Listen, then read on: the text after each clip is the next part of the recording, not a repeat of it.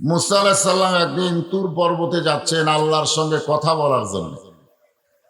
যাওয়ার সময় দেখে একটা ধনী মানুষ রাস্তায় দাঁড়িয়ে দাঁড়িয়ে কাঁদতেছে। মুসা আলাইহিস সালাম বললেন, কান্দো কেন? বলে, আল্লাহর নবী, আপনি যখন আল্লাহর সঙ্গে কথা বলবেন তখন আমার কথা একটু আল্লাহকে বলবেন, আল্লাহ যেন আমার সম্পদ কমায় দেয়। কারণ এই বেশি সম্পদের মালিক হয়ে আমি খুব বিপদে আছি। আল্লাহ কোরআনে বলেছেন, ইন্নামা আমওয়ালুকুম ওয়া আওলাদুকুম ফিতনাহ, সম্পদ আর সন্তান হলো তোমাদের বিপদের কারণ। সম্পদ বেশি থাকলে হিসাব করে শতকরা 2.5 টাকা আল্লাহ রাস্তায় গরিবদের দিতে হবে। জোরে কোন ঠিক কিনা? তাহলে সম্পদ যাদের বেশি তাদের হিসাব করার দরকার আছে না নাই? হিসাব করে কড়ায় গন্ডায় একেবারে জাকাত দিতে হবে। যারা জাকাত ছাড়া সম্পদ করতেছে, এই সম্পদই তাদের জাহান্নামের একমাত্র কারণ হবে, অন্য কিছু লাগবে না। আর 2 নম্বর হলো সন্তান হলো বিপদের কারণ। বর্তমানে আমি আজকে রাস্তাঘাটে যে সকল ছেলেদেরকে আমি দেখতেছি যেভাবে ঘুরতেছে, এরা কি নিয়তে ঘুরতেছে আল্লাহ ভালো জানে। এই যে যুবকেরা হাতে হাতে একটা করে মোবাইল পাইয়া এরা যেভাবে ধ্বংসের দ্বার প্রান্তে পৌঁছে গেছে, এদেরকে ভালো করার জন্য স্বয়ং জিবরাইল আলাইহিস সালাম যদি বক্তা হয়ে পূর্ণিমা গাতিতে আসে, এরপরে ওয়াজ শুনে এরা ভালো হবে না। কারণ বর্তমান যুবকদেরকে ভালো করতে গিয়ে কোনো ওয়াজ নাই, এদের ভালো করতে গিয়ে আল্লাহর আইন চাই। জোরে কোন কথা ঠিক কিনা?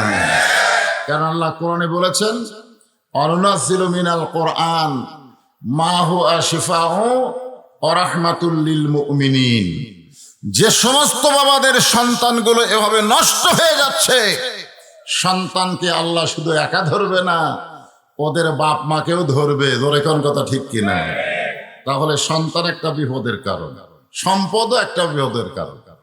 এই জন্য মুসা আলাইহিস সালাম বলতেছে, ঠিক আছে, তোমার সম্পদ যেন আল্লাহ কমায় দেয় সে কথা বলবো। কিছু দূর যাওয়ার পরে দেখে একটা মেয়ে মানুষ রাস্তায় দাঁড়িয়ে দাঁড়িয়ে কাঁদতেছে খুব জোরে জোরে। মুসা আলাইহিস সালামকে দেখে বলতেছেন, আল্লাহর নবী, আপনি যখন আল্লাহর কাছে যাবেন আমার কথা আল্লাহকে একটু বলবেন, আল্লাহ আমার এত গরিব করে কেন দুনিয়াতে পাঠালো?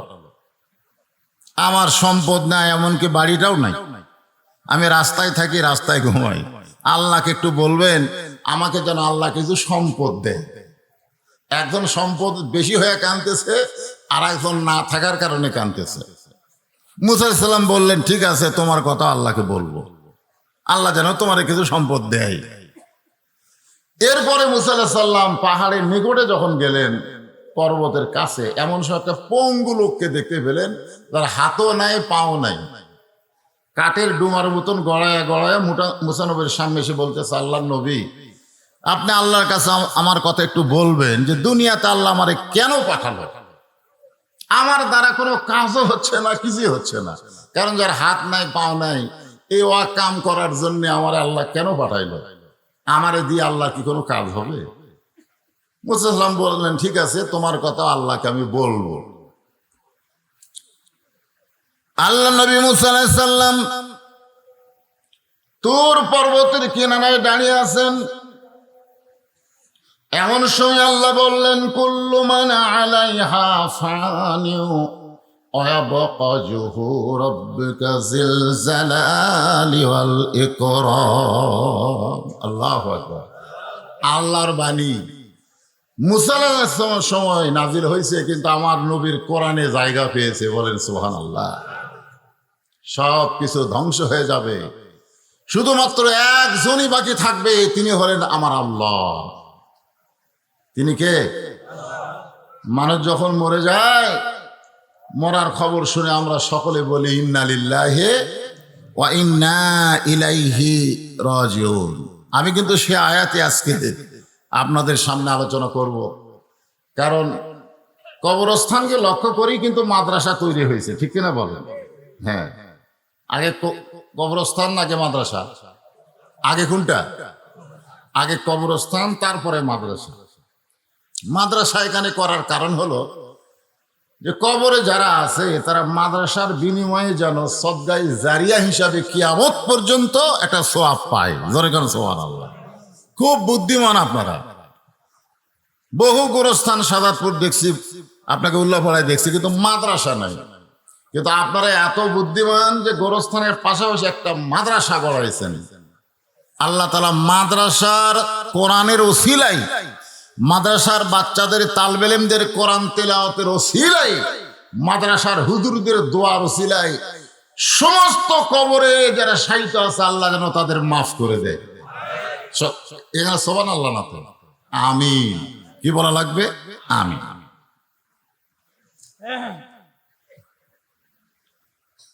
আল্লাহ বললেন ইজা মানে যখন আসাবাতুহুম মুসিবাত, তোমাদের উপরে বিপদ আপদ মুসিবত আসবে, ক্বালু তখন তোমরা বলবে ইন্না লিল্লাহি ওয়া ইন্না ইলাইহি রাজিউন। মানুষ মরলে তোমরা ইন্না লিল্লাহ বলবে, এ কথা কিন্তু কোরআনেও নাই হাদিসেও নাই, কিন্তু আমরা মানুষ মরলে এটা পড়ি, ঠিক কিনা বলেন? কিন্তু এটা কখন পড়া লাগবে সেটা কিন্তু কোরআনে আছে। কখন পড়া লাগবে? ইজা মানে কি? যখন আসাবাতুহুম মুসিবা, তোমাদের উপরে বিপদ আপদ মুসিবত আসবে, ক্বালু তখন তোমরা বলবে ইন্না লিল্লাহি ওয়া ইন্না ইলাইহি রাজিউন। এখন আপনারা বলেন মানুষ মরলে আমরা কেন পড়ি? না না, মানুষ মরলে আমরা কেন পড়ি এটা কি আপনারা জানেন? না জানলে বলবেন জানি না। এখানে কি আপনারা আমার বগুড়া থেকে নিয়ে আসছেন এমনি এমনি? কিছু জানার জন্য, ধরে কোন কথা ঠিক কিনা, কিছু জানার জন্যই তো নিয়ে আসছেন। তো এই জন্য মানুষ মরলে আমরা এটা পড়ি কেন? আসলে তো মানুষ মরলে পড়ার কথা না, এটা পড়তে হবে বিপদ আপদ মুসিবতের সময়। কিন্তু মানুষ মারা গেল আর শুনেই বললাম ইন্না লিল্লাহ। কারণ কি? মানুষ মরা এটা কষ্টকর, কিন্তু মুসলমান মরা এইটা তো কোনো কষ্টের কথা না। আল্লাহ বললেন মুসা, মৃত্যু তোমার কাছে কেমন মনে হয়? যে মৃত্যু নিয়ে আমরা এত টেনশন, এত চিন্তা, ঠিক কিনা বলেন?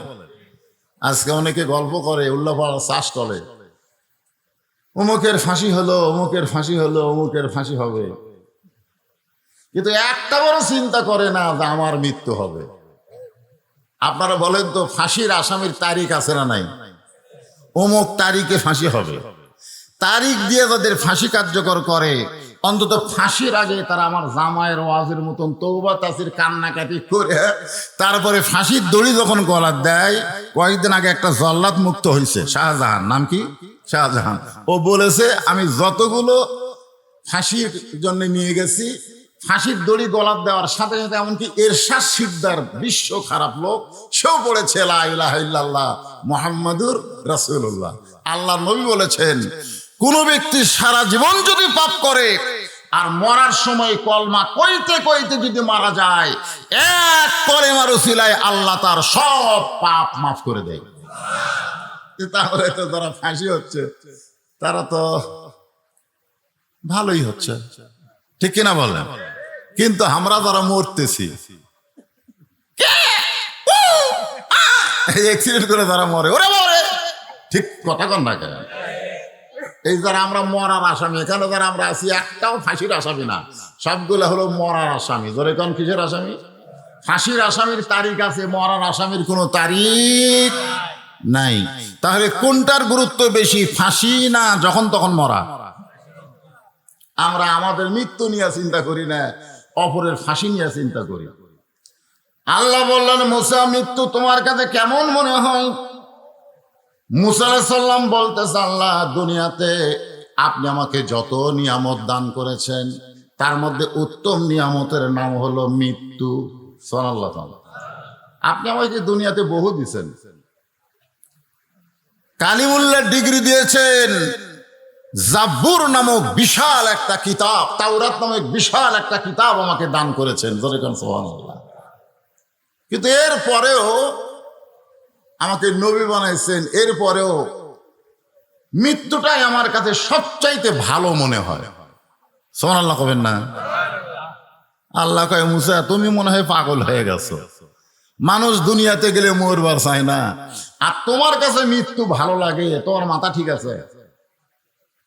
আসলে মুসার কাছে মৃত্যু ভালো লাগার কারণ আল্লাহ জানে কি জানে না? মুসার মাধ্যমে আল্লাহ আমাদেরকে জানাবার চাই, ধরে কোন কথা ঠিক কিনা? এই জন্যই বলতেছে মুসা মানুষ দুনিয়াতে গেলে মরবারই চায় না। আমরা যারা দুনিয়াতে এসেছি আপনারা সত্যি করে বলেন তো, আমরা কি মরবার চাই? অনেকে বিরক্ত হয়, আল্লাহ আমার মরণ দেয় না, এ কথা কয় কি কয় না? আসলে কি এটা অন্তর থেকে কয়, এটা মুখে মুখে কয়। আল্লাহ বলে মুসা মৃত্যু তোমার কাছে নিয়ামত, ভালো মনে হওয়ার কারণ কি? মুসা আলাইহিস সালাম বলতেছেন কারণ হলো তিনটা। যেরকম কারণ কয়টা? এক নম্বর কারণ হলো না মরলে জান্নাতে যাওয়া যাবে না। আপনি যে জান্নাত বানায় রাখছেন আল্লাহ, ওই জান্নাত আমি মুসা যদি যাবার চাই তাহলে মরা ছাড়া যাওয়ার কোনো রাস্তা না। আচ্ছা আপনারা দোয়া করেন না, আল্লাহুম্মা পড়েন, আল্লাহুম্মা ইন্না নাসআলুকাল জান্নাতা ওয়া নাউযু বিকা মিনান নার। আল্লাহ তোমার কাছে আমরা জান্নাত চাই, জাহান্নাম থেকে মুক্তি চাই। এই দোয়াটা যদি আপনারা করেন, আপনারা কি আসলে জান্নাতে যাওয়ার জন্য করেন না দুনিয়াতে থাকার জন্য করেন? কথা কয় না। না, তাহলে জান্নাতে যাওয়ার জন্য এই দোয়া যদি করেন তাহলে মরা আলী এত টেনশন করেন কেন? কারণ জান্নাতে যাবার গেলে মরা লাগবেই। না মরে জান্নাতে গেছে এর প্রমাণ নাই। আল্লাহ রাসূল বললেন বাইতুল মুকাদ্দাসে লাইলাতুল মিরাজের রজনীতে ফেরেশতা জিবরাইল বললেন হুজুর আজকে আপনাকে 2 রাকাত নামাজ পড়ান লাগবে। কয় রাকাত নামাজ পড়া লাগবে না পড়ান লাগবে? পড়ান লাগবে। তো আল্লাহ রাসূল 2 রাকাত নামাজ পড়ানোর পরে জিবরাইলকে বললেন ভাই জিবরাইল আমি তো নামাজ পড়ালাম, আমার পিছনে যে বহু মুসল্লি, এই মুসল্লিগুলা কারা? জিবরাইল বলতেছে 1,24,000 নবী রাসূল আজকে আপনার পিছনে ইক্তেদা করেছে। এই মুহূর্তে আপনি আর নবী নাই, আপনি হলেন ইমামুল আম্বিয়া, ইমামুল মুরসালিন। সমস্ত নবীদের আপনি সর্দার। যেরকম সুবহানাল্লাহ। নবী বললেন জিবরাইল আমি একটু সব নবীকে দেখতে চাই। দেখা যাবে না? জিবরাইলকে বলতেছে, কারণ আল্লাহ রাসূল নিজের থেকে কিছুই করে না, যা কিছু করে কার ইচ্ছায়, তার দলিল কোরআনে আছে না নাই? মা ইয়ানতিকু আনিল হাওয়া ইন হুয়া ইল্লা ওয়াহয়ুন ইউহা।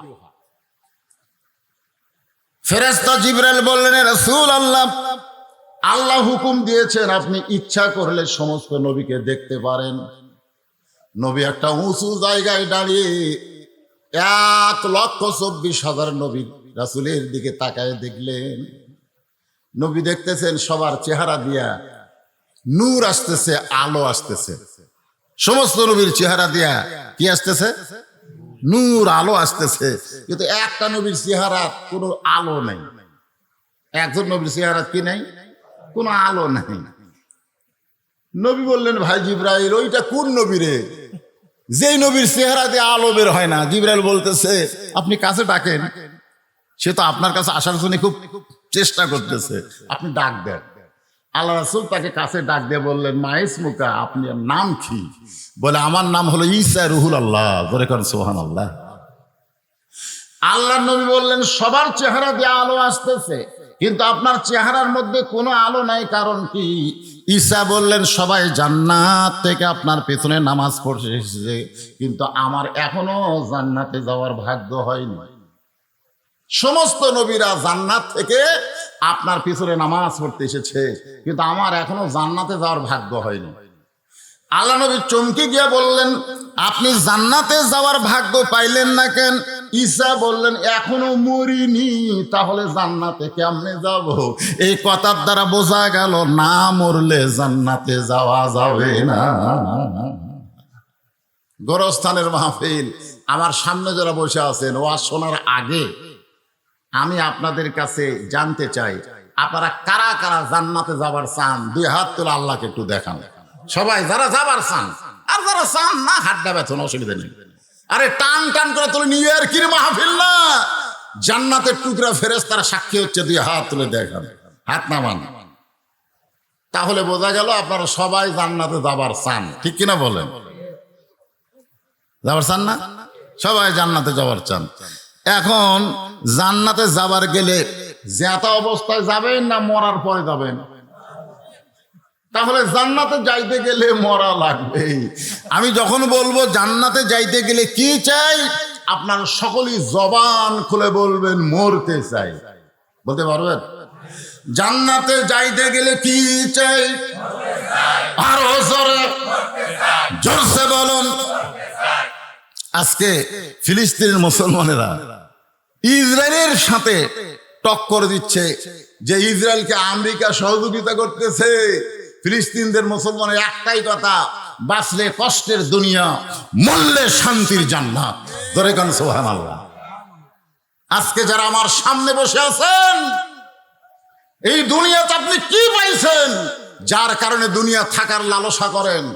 একতলা থেকে দোতলা করেন, দোতলা থেকে তিনতলা করেন, তিনতলা থেকে চারতলা করেন, চারতলা থেকে পাঁচতলা করেন। আর একজন ভাই কয়তলা করবি রে?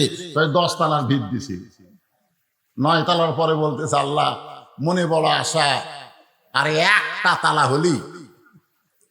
ইতিমধ্যে আজরাইল সামনে এসে বলতে চ যাই।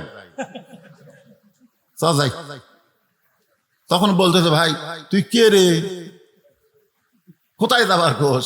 আমার নাম আজরাইল। তখন কানবে আর বলবে দুনিয়ার বাসা বানাইতে বানাইতে আমার যে মৃত্যু হবে সেইটা আমার মনেই নাই। সঙ্গে সঙ্গে আজরাইল একটা চড় মারবে, এত জোরে একটা চড় মারবে, সেই চড়ে ওই পেশাব পায়খানা করবে। দেখবেন অনেক মানুষের লাশ ধোয়াবার গেলে সব পেশাব পায়খানা করে মাখিয়া দিছে, তার মানে মরার আগে ওই আজরাইলের চড় খাচ্ছে। যেরকম কি খাচ্ছে? কথা কয় না, এই কথা কর না কা। ইমাম গাজ্জালি বলেছেন কে জান্নাতি কে জাহান্নামী এইটা মরার পরে তার চেহারা দেখলেই তোমরা বুঝতে পারবা। দুনিয়াতে জীবিত থাকার সময় চেহারা এত সুন্দর ছিল, কিন্তু মরার পরে তার চেহারা অসুন্দর হয়ে গেল। বুঝতে হবে সে বেঈমান হয়ে মারা গেছে। দুনিয়াতে চেহারা ছিল অসুন্দর, কিন্তু মরার পরে তার চেহারা দিয়ে আলো বের হচ্ছে, সুন্দর হয়ে মারা গেছে। বুঝবেন সে ঈমানের সাথে দুনিয়া ছেড়েছে। এই জন্য মুর্দার মুখ দেখা চলবে কি চলবে না? তাই বলে আর পাইকারি হারে ধরেন না, মেয়েদের না, মুখ দেখবেন।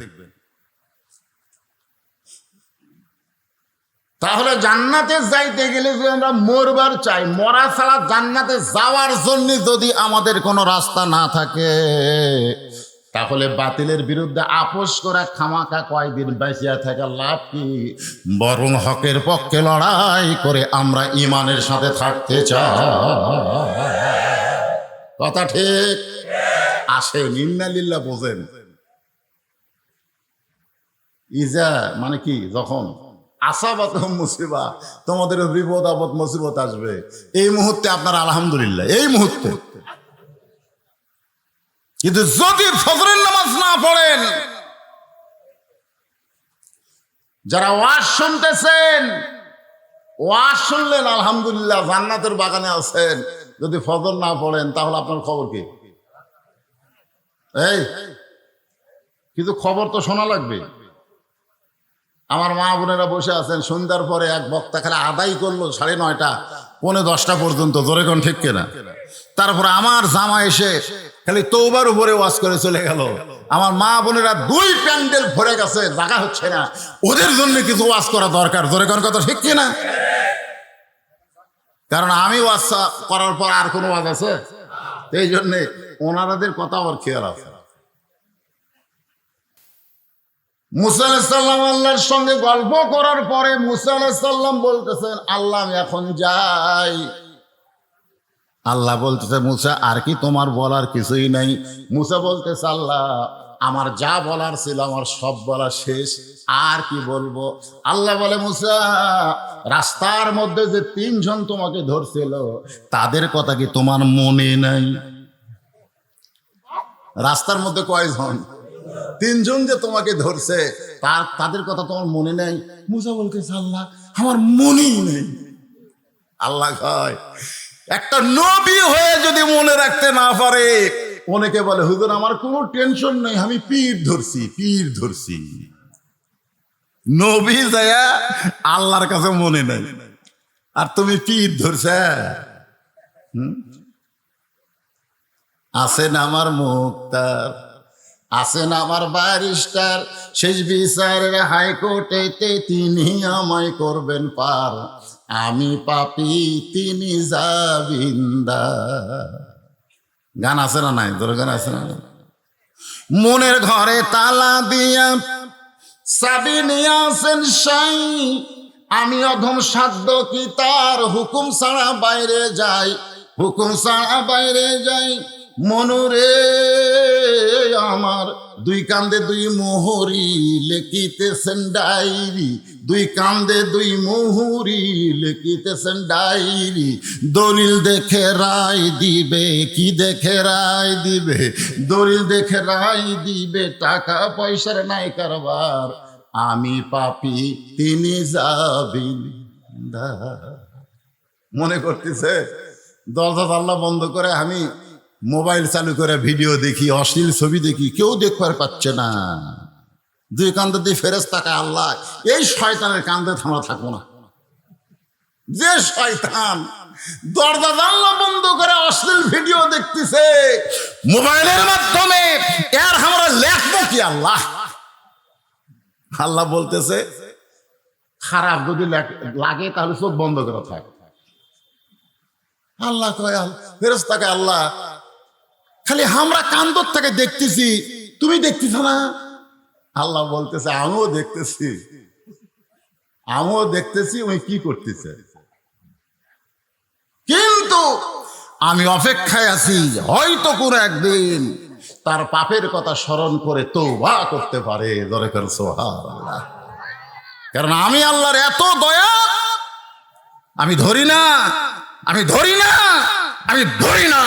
কিন্তু ধরলে কিন্তু আমি ছাড়ি না। ধরে কোন কথা ঠিক, একটু ছাড় দিয়ে রাখছে আল্লাহ, ধরতেছে না, কিন্তু যেদিন ধরবে সেদিন আর ছাড়বে না। এখনো কি আমাকে ধরছে? ধরে করে এখনো কি ধরছে? তাহলে সময় আছে না নাই? আল্লাহ বলে মুসা দুনিয়ার সবাই সবাইকে ভুলে যাবে, কিন্তু আমি আল্লাহ কোনোদিন কাউকে ভুলবো না। তাহলে যিনি আমাদের ভুলবেন না তিনি কে? তাহলে তাকে আমাদের ধরার দরকার আছে না নাই? এখন বলেন তো আল্লাহ ধরার আমল কি? এই ভাই কি রে, এই পুস্তক লেখি এ টাকা দেওয়ার জন্যই খালি আপনার মাহফিল করেন নাকি? তো শোনা লাগবে না? আল্লাহ ধরার আমল কি কোন? তো দুই একজন কয়, বাদ বাকি কয় না। আরো জোরে বলেন। আল্লাহকে ধরতে গেলে 1 নম্বর আমলের নাম হলো নামাজ। লা সালাতা লা ঈমানা, যার নামাজ নাই তার ঈমান নাই। ওই আল্লাহ ধরবে কিভাবে? ঈমানই নাই। লা সালাতা লা দীনা, যার নামাজ নাই তার ধর্ম নাই। বাইনাল আবদি ওয়াল কুফরি তারকুস সালাত, বান্দার কাফের মধ্যে পৃথক করার জিনিসটার নামই হলো নামাজ। মান তারাকা সালাতু মুতাম্মিদান ফাকাদ কাফারা, ইচ্ছা করে 1 ওয়াক্ত নামাজ যারা বাদ দিল তারা কাফের হয়ে গেল। মাগরিবের নামাজ পড়েননি, এশার নামাজ পড়েননি, ওয়াজ শুনতেছেন। ফজরের আগে যদি আপনার মরণ হয়, বাংলাদেশের সমস্ত মাওলানা যদি আপনার জানাজায় শামিল হয়ে দোয়া করে, এরপরেও আপনি জান্নাতে যেতে পারবেন না। এই জন্য একটা গজল আছে, কিন্তু যেদিন ডাক পড়িবে, সবাই বলেন কিন্তু একেরে যুবকের এই কত হ্যাঁ হু গান কর, ভালো গান গাইতে তো মুখ খোলো না কেন? কিন্তু যেদিন ডাক পড়িবে কবর মাঝে যাইতে, জোগাড় কিছু করছো বন্ধু তার মান রে বিছাইতে। ডানে কবর বামে কবর, ভালো করে বলেন, ডানে কবর বামে কবর, নিচে কবর আছে যে, ওপর দিকে চাইয়া দেখো বাঁশের ছাউনি দিছে কে। এমন আজাব দিবে রে ভাই, এমন আজাব দিবে রে ভাই, কবরের ওই মাটিতে গলা ফেটে রক্ত ঝরবে চিৎকারের ওই চোটেতে। লক্ষ কোটি মুর্দা ব্যয়, মুর্দা মানে টাকা, লক্ষ কোটি টাকা ব্যয় করলাম বালা খানা, হীরামণি মুক্তা দিয়া পালঙ্গের সামানা। একটু চক্ষু বন্ধ করে দেখো, যেই কবরে তোমাকে 50,000 বছর থাকা লাগবে, ওই কবরে তোমার জানলা দরজা কিছুই থাকবে না। আর আল্লাহর সঙ্গে যদি সম্পর্ক করে নামাজ পড়তে পারেন, কবরে যখন মুনকির নাকির গিয়া প্রশ্ন করবে 3টা, ধরে কোন কয়টা? যখন বলবে মান রব্বুকা, তোমার রবকে, আপনাকে বলা লাগবে মান রব্বুকা, তোমার রবকে। আপনি তো ঘুমাচ্ছেন, ঘুমে রাখা দেওয়া মানে কি ঘুমায় দেওয়া? নামাজ দাঁড়িয়ে বলবে এই মুনকির নাকির, কাকে রব সম্পর্কে প্রশ্ন করিস, কাকে? যেই ব্যক্তি দৈনিক 5 বার মসজিদে গেছে, নিয়ত করার পরে হাত বেঁধেই বলেছে আলহামদুলিল্লাহি রাব্বিল আলামিন, রুকুতে যে বলেছে সুবহান রাব্বিয়াল আযীম, সিজদায় গিয়ে বলেছে সুবহান রাব্বিয়াল আলা, সারা জীবন কত রাকাত নামাজ পড়েছে, কতবার রাব্বিয়াল আযীম, কতবার রাব্বিয়াল আলা বলেছে, হিসাব দে, হিসাব দে। মুনকির নাকির কয় আল্লাহ তোমার বান্দাকে রব সম্পর্কে প্রশ্ন করলাম, কিন্তু তার পক্ষে নামাজ যেভাবে গরম হয়ে গেছে, এখন কি করি? আল্লাহ কয় যার নামাজ আছে তার রবের উত্তর হয়ে গেছে। জোরে করে সুবহানাল্লাহ। 1 নম্বর যদি উত্তর দিবার পারেন, বাকি 2 উত্তরে আর আপনি আটকাবেন না, আটকাবেন না। রে আজকে বাংলাদেশে সব আছে কিন্তু নামাজ নাই। অনেকে বলে হুজুর তাই বলে কি মনে করেন আমি বেনামাজি? আমি 5 ওয়াক্ত না পড়লে জুম্মা পড়ি, জুম্মা পড়ি, সবার শেষে এসে আগে যাই। এরকম জুম্মা পার্টি আছে না নাই? যেরকম আছে না নাই?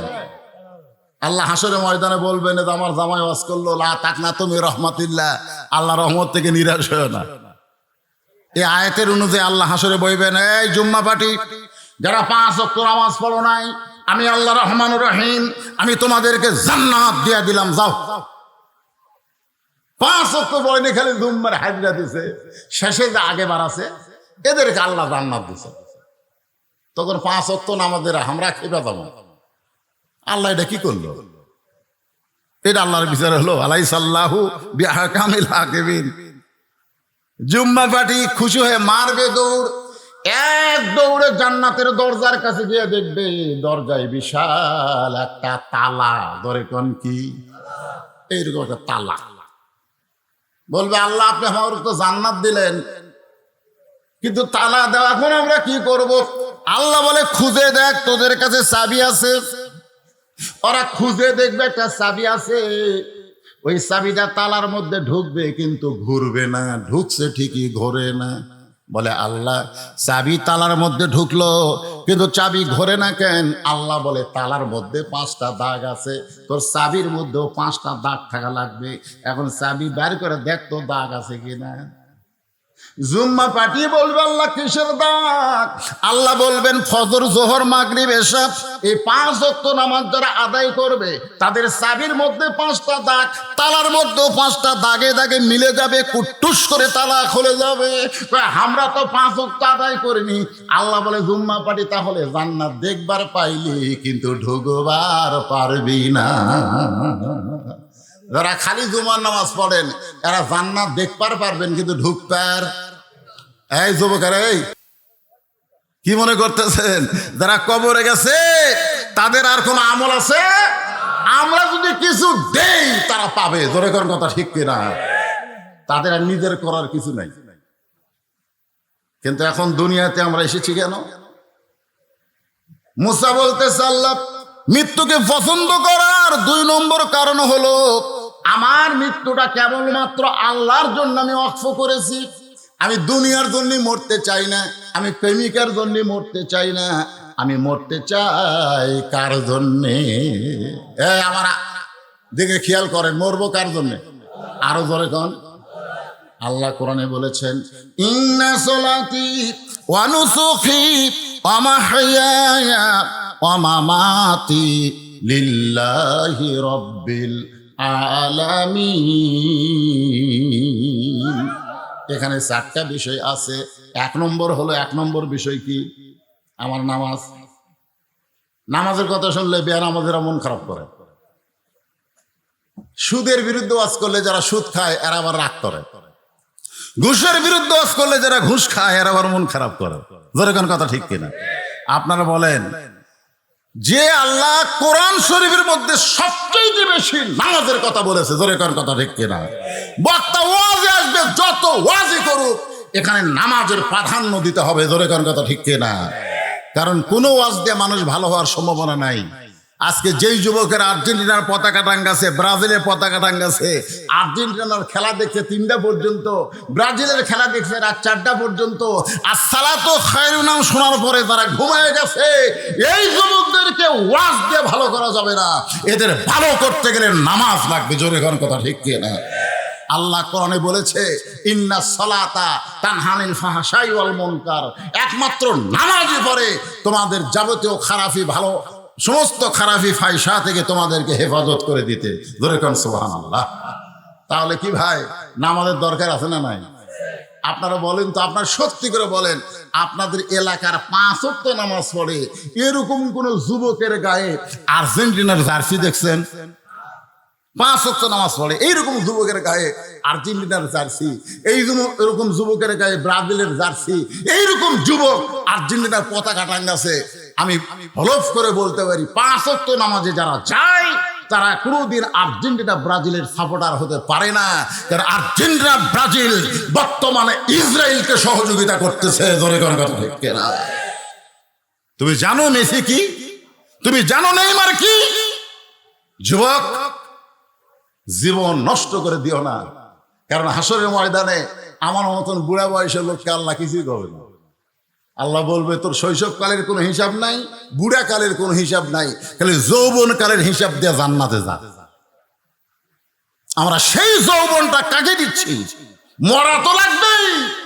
যারা মরে গেছে তাদের জন্য শুধু কানলে হবে না, আমরা যারা মরবো কান্দা যেন না লাগে সেই কাজ আমরা দুনিয়াতে করবো। ধরে কোন কথা ঠিক কিনা?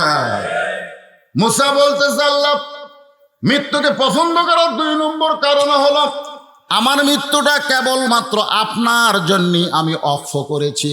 আল্লাহর কুদরতে মুখে হাসি ফুটে গেছে। সুবহানাল্লাহ। আল্লাহ হাসতেছে। মুসা কিন্তু আল্লাহ দেখেনি, কিন্তু আল্লাহর সঙ্গে কথা বলে। কথা বলার সময় আপনি উল্লাপাড়া থেকে ঢাকার এক বন্ধুর সঙ্গে মোবাইলে কথা বলতেছেন, ও যদি ওখানে কথা বলতে বলতে হাসে, আপনি কি বুঝতে পারবেন না? যখন পারবেন কি পারবেন না? মুসা বলে, আল্লাহ আপনি হাসেন কেন? আল্লাহ বলে, আমার হাসার কারণ হলো তুমি বড় চালাক। ধরে কোন সুবহানাল্লাহ। আমি আল্লাহর হাসার কারণ হলো তুমি বড় চালাক।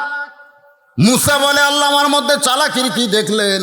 আল্লাহ বলে, মুসা রে, যে আমার জন্য মরবে আমি আল্লাহ বলতেছি তার মৃত্যু নাই। আজকে বাইতুল মুকাদ্দাসকে রক্ষা করার জন্য যারা মরতেছে, আল্লাহ বলেছেন, ওয়ালা তাকুলু লিমান ইউকতালু ফি সাবিলিল্লাহি আমওয়াতুন বাল আহইয়া বাল আহইয়া বাল আহইয়া ওয়ালাকিন লা তাশউরুন। আমার রাস্তায় যাদের জীবন যাবে তাদেরকে তোমরা মৃত্যু বলো না, আমি আল্লাহ বলতেছি তারা জীবিত। তাহলে বাইতুল মুকাদ্দাসে যে সমস্ত ফিলিস্তিন ভাই আজকে কতগুলা শত শত শহীদ হয়েছে, আপনারা বলেন ওরা কি মরছে? ওরা কি নিজের জন্য যুদ্ধ করছে না আল্লাহর জন্য? আল্লাহর ঘরকে রক্ষা করার জন্য। ইহুদির দখলে আল্লাহর ঘর দিবে না, কারণ যে বাইতুল মুকাদ্দাসে সমস্ত নবী রাসূল নামাজ পড়েছে, আমাদের নবী ইমামতি করছে। সুবহানাল্লাহ। সেখানে ইহুদিদের কোনো হাত আছে? মুসলমান জীবন দিচ্ছে। আল্লাহ রাস্তায় যারা জীবন দিবে,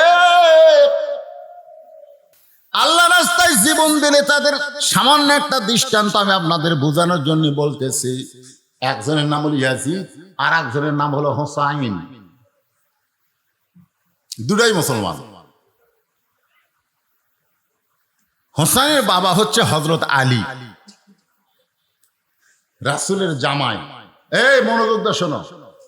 আর ইয়াজিদের বাপ হচ্ছে হযরতে মুআবিয়া রাদিয়াল্লাহু তাআলা আনহু, কাতিবে ওহী। জোরে কোন সুবহানাল্লাহ। নবীর কাছে যে আল্লাহর পক্ষ থেকে কোরআনের আয়াত আসে, সে আয়াতগুলো যিনি লেখে সেটা হচ্ছে ইয়াজিদের বাপ। তাহলে ইয়াজিদের বাপ সাহাবী, হোসাইনের বাপও সাহাবী। কিন্তু একজন মরে গেছে, আর একজন কিয়ামত পর্যন্ত বেঁচে আছে। জোরে কোন কথা ঠিক কিনা? আপনারা বলেন তো, কে বেঁচে আছে? যাই মরিছে না যাক মারা হচ্ছে? বাংলাদেশে 3টা প্রেসিডেন্ট ক্ষমতা থাকতে বিদায় নিয়েছে। যদি বলা হয় বঙ্গবন্ধু শেখ মুজিবুর রহমান, সবাই বলবে মারছে। যদি বলা হয় জিয়াউর রহমান, সবাই বলবে মারছে। যদি বলা হয় জিল্লুর রহমান, সবাই বলবে মরছে। তাহলে দুটার বেলা কি কয়? কথা কয় না। কেরে এই গোরস্থানের মানুষের ওয়াজ একটু মনোযোগ দিয়ে শোনা লাগবে। দুটার ব্যাপারে কেউ কোনোদিনও বলবে না বঙ্গবন্ধু মরছে, এ কথা বলবে মারছে। জিয়াউর রহমান মরছে, এ কথা কেউ বলবে মারছে। আর জিল্লুর রহমান মারছে, এ কথা কেউ বলবে না, সবাই বলবে মরছে। এখন আপনাদের কাছে আমার প্রশ্ন, রাত গভীর হয়ে গেছে, গভীর রাতে একটু চিন্তা ভাবনা করে উত্তর দেন তো, মারা আর মরা এই দুটো কে এক? ভাগ কিন্তু আছে। মারার মরার মধ্যে তফাৎ কি, এইটা বোঝানোর জন্য বলতেছি। হোসেন রাদিয়াল্লাহকে হত্যা করার পর তার মাথাটুকু নিয়ে গেছে ইয়াজিদের দরবারে। জিয়াদ তার মাথা নিয়ে গেছে, আর দেহর আছে বর্তমান কারবালায়। দেহ কোন জায়গায়? কারবালায়, ইরাকেরই কারবালা। আর মাথা নিয়ে গেছে দামেস্কে। ইয়াজিদ তখন ক্ষমতার চেয়ারে বসে, এরকম ক্ষমতার চেয়ার। ইয়াজিদের হাতে একটা লাঠি ছিল, ওই লাঠিটা হোসেন রাদিয়াল্লাহর মুখের মধ্যে ঢুকাইয়া দিল। লাঠি দেখেন, দেহ তো নাই, শুধু মাথা, সেই মুখের মধ্যে আবার লাঠি ঢুকাই বলে, হোসেন জেদ করে শেষ হয়ে গেলে। তোকে আমি বলেছিলাম তুই ইমাম হ, আমি নেতা হব, তুই করবি ইমামতি, আমি হব রাষ্ট্রপতি। শোনেন খেয়াল করে, তুই করবি ইমামতি হোসেন, তুই কি করবি? আর আমি ইয়াজিদ কি হব? রাষ্ট্রপতি। একজন রাষ্ট্র চালাবে, আর একজন মসজিদ চালাবে। তুই খালি জেদ করলি, আর জেদ করার কারণে আজকে তোর অবস্থা কি? তোর দেহ বলে আছে কোন জায়গা, তোর মাথা কোন জায়গা? মুখের মধ্যে লাঠি ঢুকাইয়ে যখন ইয়াজিদ এইরকম অহংকারমূলক কথা বলতেছে, ইয়াজিদের সামনে যত মানুষ বসে আছে তাদের মধ্যে অনেক নবীর সাহাবীও আছে। হাদিসের মধ্যে আছে প্রায় 11-12 জন সাহাবী বসে আছে। আর হাজার হাজার মুসলমান, তারা সবাই মাথা নত করে বসে আছে। কেউ একটা কথাও বলতেছে না, কেউ একটা কথা বলতেছে না। হোসাইন রাদিয়াল্লাহু তার মুখের মধ্যে লাঠি ঢুকাইছে, এরকম তিরস্কারমূলক কথা বলতেছে, কিন্তু কেউ মাথা তুলতেছে না। কারণ জানে এ সময় মাথা তুললি তার মাথা।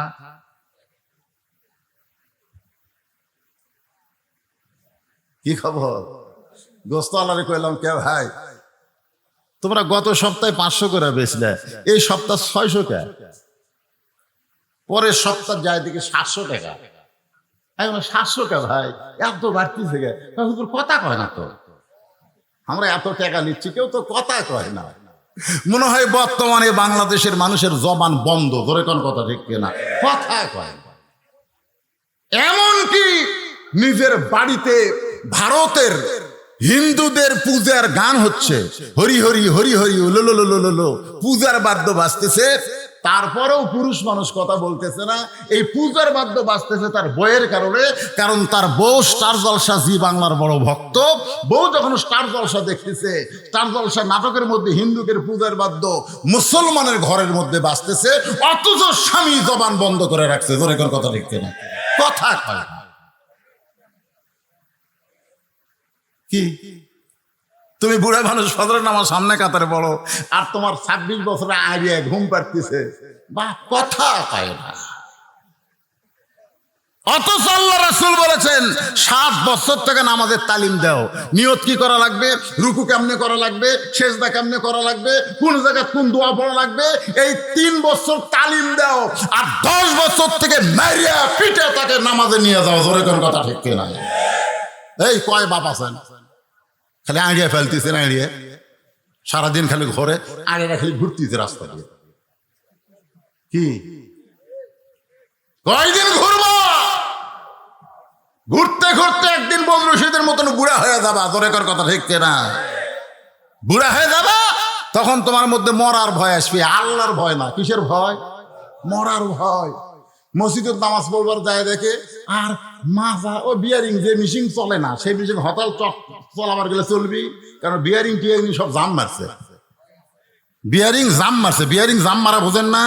এখন হাঁটুর বিয়ারিং জাম মারছে, মাজার বিয়ারিং জাম মারছে, আর রুকু করা পারে না, সেজদাও করা পারে না, ওই সিয়ারত বসে থেকে খালি করতেছে। ফেরেশতাকে আল্লাহ, এই যে তুমি কোরআনে কইছো কুমু লিল্লাহি কানিতিন, দাঁড়াও লিল্লাহি আল্লাহর জন্য কানিতিন, আনুগত্য নিয়ে দাঁড়াও। নামাজ দাঁড়িয়ে পড়তে হবে, দাঁড়াতে হবে। আর এই সারাদিন হাতে বাজারত যায়, 10-এর ব্যাগ নিয়ে বাড়িতে আসে, আর মসজিদ আসে চেয়ার নিয়ে বসে, এর খবর কি? আল্লাহ বলতেছে সরকারি চাকরি না করে কেউ যদি পেনশন চায়, ওই জীবনেও পেনশন পাবি না। ধরে কোন কথা ঠিক কিনা? তো যৌবন বয়সে যদি তুমি নামাজ না পড়ো, বুড়া বয়সে চেয়ার ধরছে, তোমার ভাগ্যে পেনশন নাই, তোমার ভাগ্যে সোয়াব নাই, তোমার ভাগ্যে কবরে আসলে খালি। যদি ফুলগুলো হয় অভিমানে ঝরে যায়, আমি মালা গেথে বলো কারে পরাবো, সে যে কেন এলো না, কিছু ভালো লাগে না, কবরে আসুক তারি। কি কোন মজা আছে না নাই? ধরে কোন আছে না নাই? আমার মা বোনেরা পর্দার অন্তরে যারা বসে আছেন, আমার সামনে যে বাবাজিরা বসে আছেন, সবাই একটু মনোযোগ দিয়ে শুনবেন। যে ওয়াজটা আমি করতেছি এটা সকলের জন্য সমান, কারণ পুরুষের জন্যও নামাজ, নারীর জন্যও নামাজ আছে না নাই? যেরকম আছে না নাই? দেখবেন অনেক মেয়েরা রোজা খুব করে, রোজার দিকে হাতে, কিন্তু নামাজ আছে না নাই? যেরকম আছে না নাই? এই মায়েদের বলবো, মা, 1 নম্বর আমল হলো নামাজ, যেটা হলো আল্লাহ পাওয়ার জন্যে। নামাজ যদি না থাকে তাহলে সে আল্লাহর জন্য মরতে পারবে না। মান সাআলাল্লাহু তাআলা আশ-শাহাদাতা বিসিদকিন বাল্লাগাহুল্লাহু মানাজিলাশ শুহাদাই আইমাতা আলা ফিরাশিহি, রাওয়াহুল বুখারী কিতাবুল মাগাজি। ধরে কোন সুবহানাল্লাহ। সবাই মাথা নিচু করে আছে। ইয়াজিদ খালি ইচ্ছা মতো বলে যাচ্ছে, হোসেন এখন তোর কি হলো? সমস্ত মুসলমান যখন মাথা নিচু করে বসে আছে, মাথা তুললেই মরার ভয়। মাথা তুললেই কিসের ভয়? মরার ভয়। মানুষের যখন মরার ভয় ঢুকে যাবে, ওই মানুষ আর হকের পক্ষে থাকতে পারবে না। কারণ মরার ভয়, ধরার ভয়, মরার ভয়, ধরার ভয়। আমার বউ আমারে কয়, এমন ওয়াজ করবেন উল্লাহ বারাত, বাড়ির যেন আসবার পারেন, পুলিশ যেন না ধরে। আমি কইলাম, আমার এক রেজাউল ভাই, পুলিশ ধরা লাগেনি রে, পুলিশ ধরা লাগেনি রে, চলে গেছে। আমার বউ কয়, কুটি গেছে, কুটি গেছে, কুটি গেছে। তুমি পুলিশ ধরার ভয়ে কোরআনের হক কথা গোপন করলে, রাস্তার মধ্যে আজরাইল ধরবি। জোরে কোন কথা ঠিক কিনা? কথা প্রকৃত মুসলমান যারা হবে তারা পুলিশ ধরার আগে আজরাইল ধরার চিন্তা করবে, যে আজরাইল ধরার সময় লা তামুতুন্না ইল্লা ওয়া আনতুম মুসলিমুন। আল্লাহ কোরআনে বলতেছে, মরিস না, মরিস না যতক্ষণ মুসলমান না হবে। এখন মুসলমান হয়ে মরতে গেলে কি লাগবে? ইন্না লিল্লাহি ওয়া ইন্না ইলাইহি রাজিউন। আয়াতের তাফসীর শোনা লাগবে না? জোরে লাগবে না? আমার মা বোনদের জন্য বলতেছি, মা, যদিও নামাজের ওয়াজ হচ্ছে, মুসা আলাইহিস সালামের মৃত্যুর পছন্দের 2 নম্বর কারণকে সামনে নিয়ে হোসাইন এখন মুখের মধ্যে লাঠি নিছে। এমন সময় একজন সাহাবী মাথা তুলছে। 10-12 জন সাহাবীর মধ্যে একটা সাহাবী মাথা তুলিছে, মাথা তুলছে। শুধু মাথা তোলেনি, খাড়া হয়ে গেছে। বসে থাকলে হবে না, বসে থাকলে হবে না তো। মাও বলতেছে, খবরদার বাইরেস না, বাইরে কিন্তু বাঘ আছে, বাঘ আছে, খবরদার বাইরে যাস না, ঘরের দরজা বন্ধ, বসে থাক। মাও মনে করছে ছেলেকে আমি বাড়ির মধ্যে রাখলি ছেলে আমার নিরাপদ হবে। ছেলে আর বাড়া যায়নি। আস্তে আস্তে জঙ্গল বেড়ে গেছে। জঙ্গল কি বেড়ে গেছে, বাড়তে বাড়তে আর জানলা পর্যন্ত জঙ্গল এসে গেছে। ওই আর বাড়ায় না, কিন্তু বাঘ জানলার যায়। তখন কান্দার কয়, মা তুমি বাড়াবার নিষেধ করছে, এখন বাঘই যে আমার জানলার কাছে, এখন কি? তখন মা বলতেছে, আমি বড় ভুল করছি রে, আমার বলা লাগতো বার হ, খালি হাতে বার হোস না, খালি হাতে বার হোস না, কুড়াল নিয়ে দাও নিয়ে জঙ্গল কাটা সাফ কর। জোরে কোন কথা ঠিক না? বের হ মুসলমান, বের হ। বসা থাকলে ইমান থাকবে না। জোরে কোন কথা ঠিক না? বের হ। আমার বলা দরকার ছিল বের হ, খালি হাতে না, একটু সাইজ করার মাল না বাড়া। জোরে কোন কথা ঠিক না? একজন মাথা তুলেছে। যেই সাহাবী মাথা তুলেছে তার নাম হলো আনাস ইবনে মালিক। আনাস ইবনে মালিক, যিনি একাধারে 10 বছর আল্লাহর নবীর খেদমত করেছে। এখন অনেকে মনে করতে, হুজুর নবীর খেদমত করতেছে মানে নবীর পাও টিপে নাকি? এখন কতগুলা বক্তা এসে দেখবেন, আমি দেখছি অনেক হাফেজি মাদ্রাসায় বক্তা এসে 3 জন ছাত্র লিখছে, ওরা ফট করে পর্দা দেয়, এরকম একটা পর্দা টানে দেয়, বুঝলেন? পর্দা টানে দেয়, হুজুর রেস্টে আছে। 3 জন ছেলে, কেউ কপাল টিপতেছে, কেউ আঙ্গুল টানতেছে, কেউ উড়ে টিপিতেছে, ওরা হাঁটু টিপা দিচ্ছে। একজন পুরুষ আর একজন পুরুষের গায়েও হাত দেওয়া হারাম, গায়েও হাত দেওয়া হারাম। তোমার এতই যদি টিপে এলে ওর অভ্যাস থাকে বইয়ের থেকে টিপে এলাও। ধরে কথা কান না কেন? আবার খালি বইয়ের থেকে টিপে লেও না, বউ কেন টিপে দিও। কারণ আল্লাহ কোরআনে বলেছেন, হুন্না লিবাসুল লাকুম ওয়া আনতুম লিবাসুল লাহুন্না। স্বামী হলো বিবির পোশাক, বিবি হলো স্বামীর পোশাক। জোরে কান সুবহানাল্লাহ, সুবহানাল্লাহ, জোরে কান। আনাস রাদিয়াল্লাহু বলেন, আমি জীবনে বহু ভুল করেছি, আমি রাসূলের অনেক কথা বুঝতে পারি নাই, ভুল করেছি, কিন্তু এরপরেও 10 বছর রাসূল আমাকে কোনোদিন বললো না, আনাস তুমি এটা কেন করলে, এটা কেন করলে না, এমন কথাও রাসূল কোনোদিন বলে নাই। ধরে কোন সুবহানাল্লাহ। আনাস বলে, ইয়াজিদ তুমি যার মুখে লাঠি ঢুকায়া ব্যঙ্গ করতেছো, তিরস্কার করতেছো, সেই হোসেনকে তুমি চেনো? সুবহানাল্লাহ। সেই হোসেনকে তুমি চেনো? চেনো? আগে চেনা লাগবে তো, আগে চেনা লাগবে না? আলেমদের না চিনলে সম্মান দিবের কোত্থেকে? আগে চেনা লাগবে। তুমি চেনো হোসেনকে? আমি 10 বছর নবীর খাদেম ছিলাম, নবীর গোলাম ছিলাম, এ কথা বলা হারাম, এ কথা বলা হারাম। কেউ যদি নাম রাখে গোলাম নবী, নাম রাখা হারাম। গোলাম রব্বানি নাম রাখা যাবে, গোলাম রব্বানি, রবের গোলাম বলা হবে, নবীর গোলাম বলা যাবে না, নবীর খাদেম বলা যাবে। জোরে কোন কথা ঠিক কিনা? কথাগুলো খুব খেয়াল করবেন। নাম তো গোলাম রসুল, আমি রাসূলের গোলাম, তো চাপাত লাত্তি মেরা জাহান্নামে পাঠাবো। রাসূলের গোলামি করার জন্য আল্লাহ তোমাকে এখানে পাঠাই নাই, রাসূলকে অনুসরণ করার জন্য আল্লাহ বলেছে। জোরে কোন কথা ঠিক কিনা? অনেকে নাম গোলাম রসুল, গোলাম নবী। আমি কই ভাই এগুলো ভাই কত হুজুরের সামনে পরিচয় দিলাম, কি মনে করতেছেন কার গোলাম হওয়া লাগবে? নাম রাখেন গোলাম রব্বানি, গোলাম রহমানি, এগুলো নাম রাখা যায় আছে, আল্লাহর গোলাম। আমি 10 বছর রাসূলের খেদমত করেছি।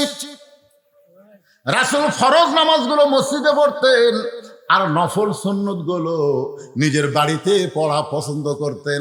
আল্লাহ রাসূল নফল নামাজের সেজদায় কোত্থেকে ওই হোসাইন যার মুখে লাঠি ঢুকাইছো, সেই হোসাইন তখন ছোট্ট ছিল, কোত্থেকে এসে আল্লাহ নবীর পিঠে চড়েছে। নবী আছে নামাজের সেজদায়, আর নবীর পিঠে চড়ে বলতেছে, চল ঘোড়া চল, চল ঘোড়া চল, চল ঘোড়া চল। আনাস বলে, ইয়াজিদ রে, আমার সহ্য হলো না। নবী নামাজের সেজদায় আর হোসাইন চল ঘোড়া বলতেছে। আমি আস্তে করে নবীর পিঠ থেকে হোসাইনকে যখন নামাতে গেলাম, এমন সময় নবী সেজদা দেওয়া অবস্থায় আমার হাত দিয়ে ইশারা করলেন নামাস না। আমি আবার ফিরে আসলাম। কিছুক্ষণ পরে হোসাইন বলতেছে, যেই ঘোড়া চলে না সেই ঘোড়ার পিঠে চড়ে আমার লাভটা কি? রাগ করে হোসাইন যখন ঘর থেকে বার হয়ে যায়, নবী নামাজ শেষ করে যখন সালাম ফিরাই, আমি রাসূলের সামনে গিয়ে বললাম, ইয়া রাসূলুল্লাহ, এত বড় বেয়াদবি হোসাইন করলো, আমি নামার চাইলাম কিন্তু আপনি নিষেধ করলেন কেন? রাসূল বলে, আনাস, আমি হোসাইনকে পিঠ থেকে নামাবার চাইছিলাম। আমি নামাবার চাইছিলাম কারণ আল্লাহর সেজদায় আছি। এমন সময় আল্লাহ যদি হোসেনের উপর বেজার হয়, এই মনে করে আমি যখন নামাবার চাইলাম, আল্লাহ ডাকতে বলে, হাবিব, আপনি যেমন হোসেনকে ভালোবাসেন, আমি আল্লাহ তেমন ভালোবাসি। আপনার পিঠে যতক্ষণ বসে থাকবে, আপনি হোসেনকে নামাবেন না। ওমর ফারুক বললেন, ইয়া রাসূলুল্লাহ, আসরের প্রথম সেজদায়, প্রথম রাকাতের প্রথম সেজদায় আমরা সুবহান রাব্বিল আলা, সুবহান রাব্বিল আলা 3 বার বললাম, কিন্তু দ্বিতীয় সেজদায় 100 বার বলি, তারপরেও আপনি সেজদা তোলেন না। কারণ ইমাম সেজদা না তুললে মুসল্লিরা তো সেজদা তোলা যাবে না। ইয়া রাসূলুল্লাহ, তাহলে আসরের নামাজের প্রথম সেজদায় 3 বার, আর দ্বিতীয় সেজদার কি 100 বার সুবহান রাব্বিল আলা বলতে হবে? আল্লাহ রাসূল বলে, সাহাবীরা রে, আমি দ্বিতীয় সেজদায় 100 বার সুবহান রাব্বিল আলা বলিনি, কিন্তু সেজদা লম্বা করার কারণ কি তোমরা জানো? বলে, না রাসূল, আমরা তো জানি না। বলে, তোমরাও সেজদায়, আমিও সেজদায়। এমন সময় আমার 2 নাতি হাসান হোসেন এসে আমার পিঠের উপর চড়ে বসেছে। এখন সেজদা কেমনে তুলি? আমি তুলবার চাই, কিন্তু আল্লাহ তুলতে নিষেধ করে। রে সাহাবীরা শোনো,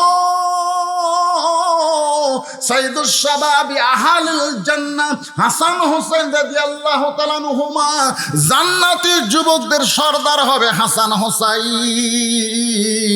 এদেরকে যে ভালোবাসে না, আমি নবীকেও সে ভালোবাসে না।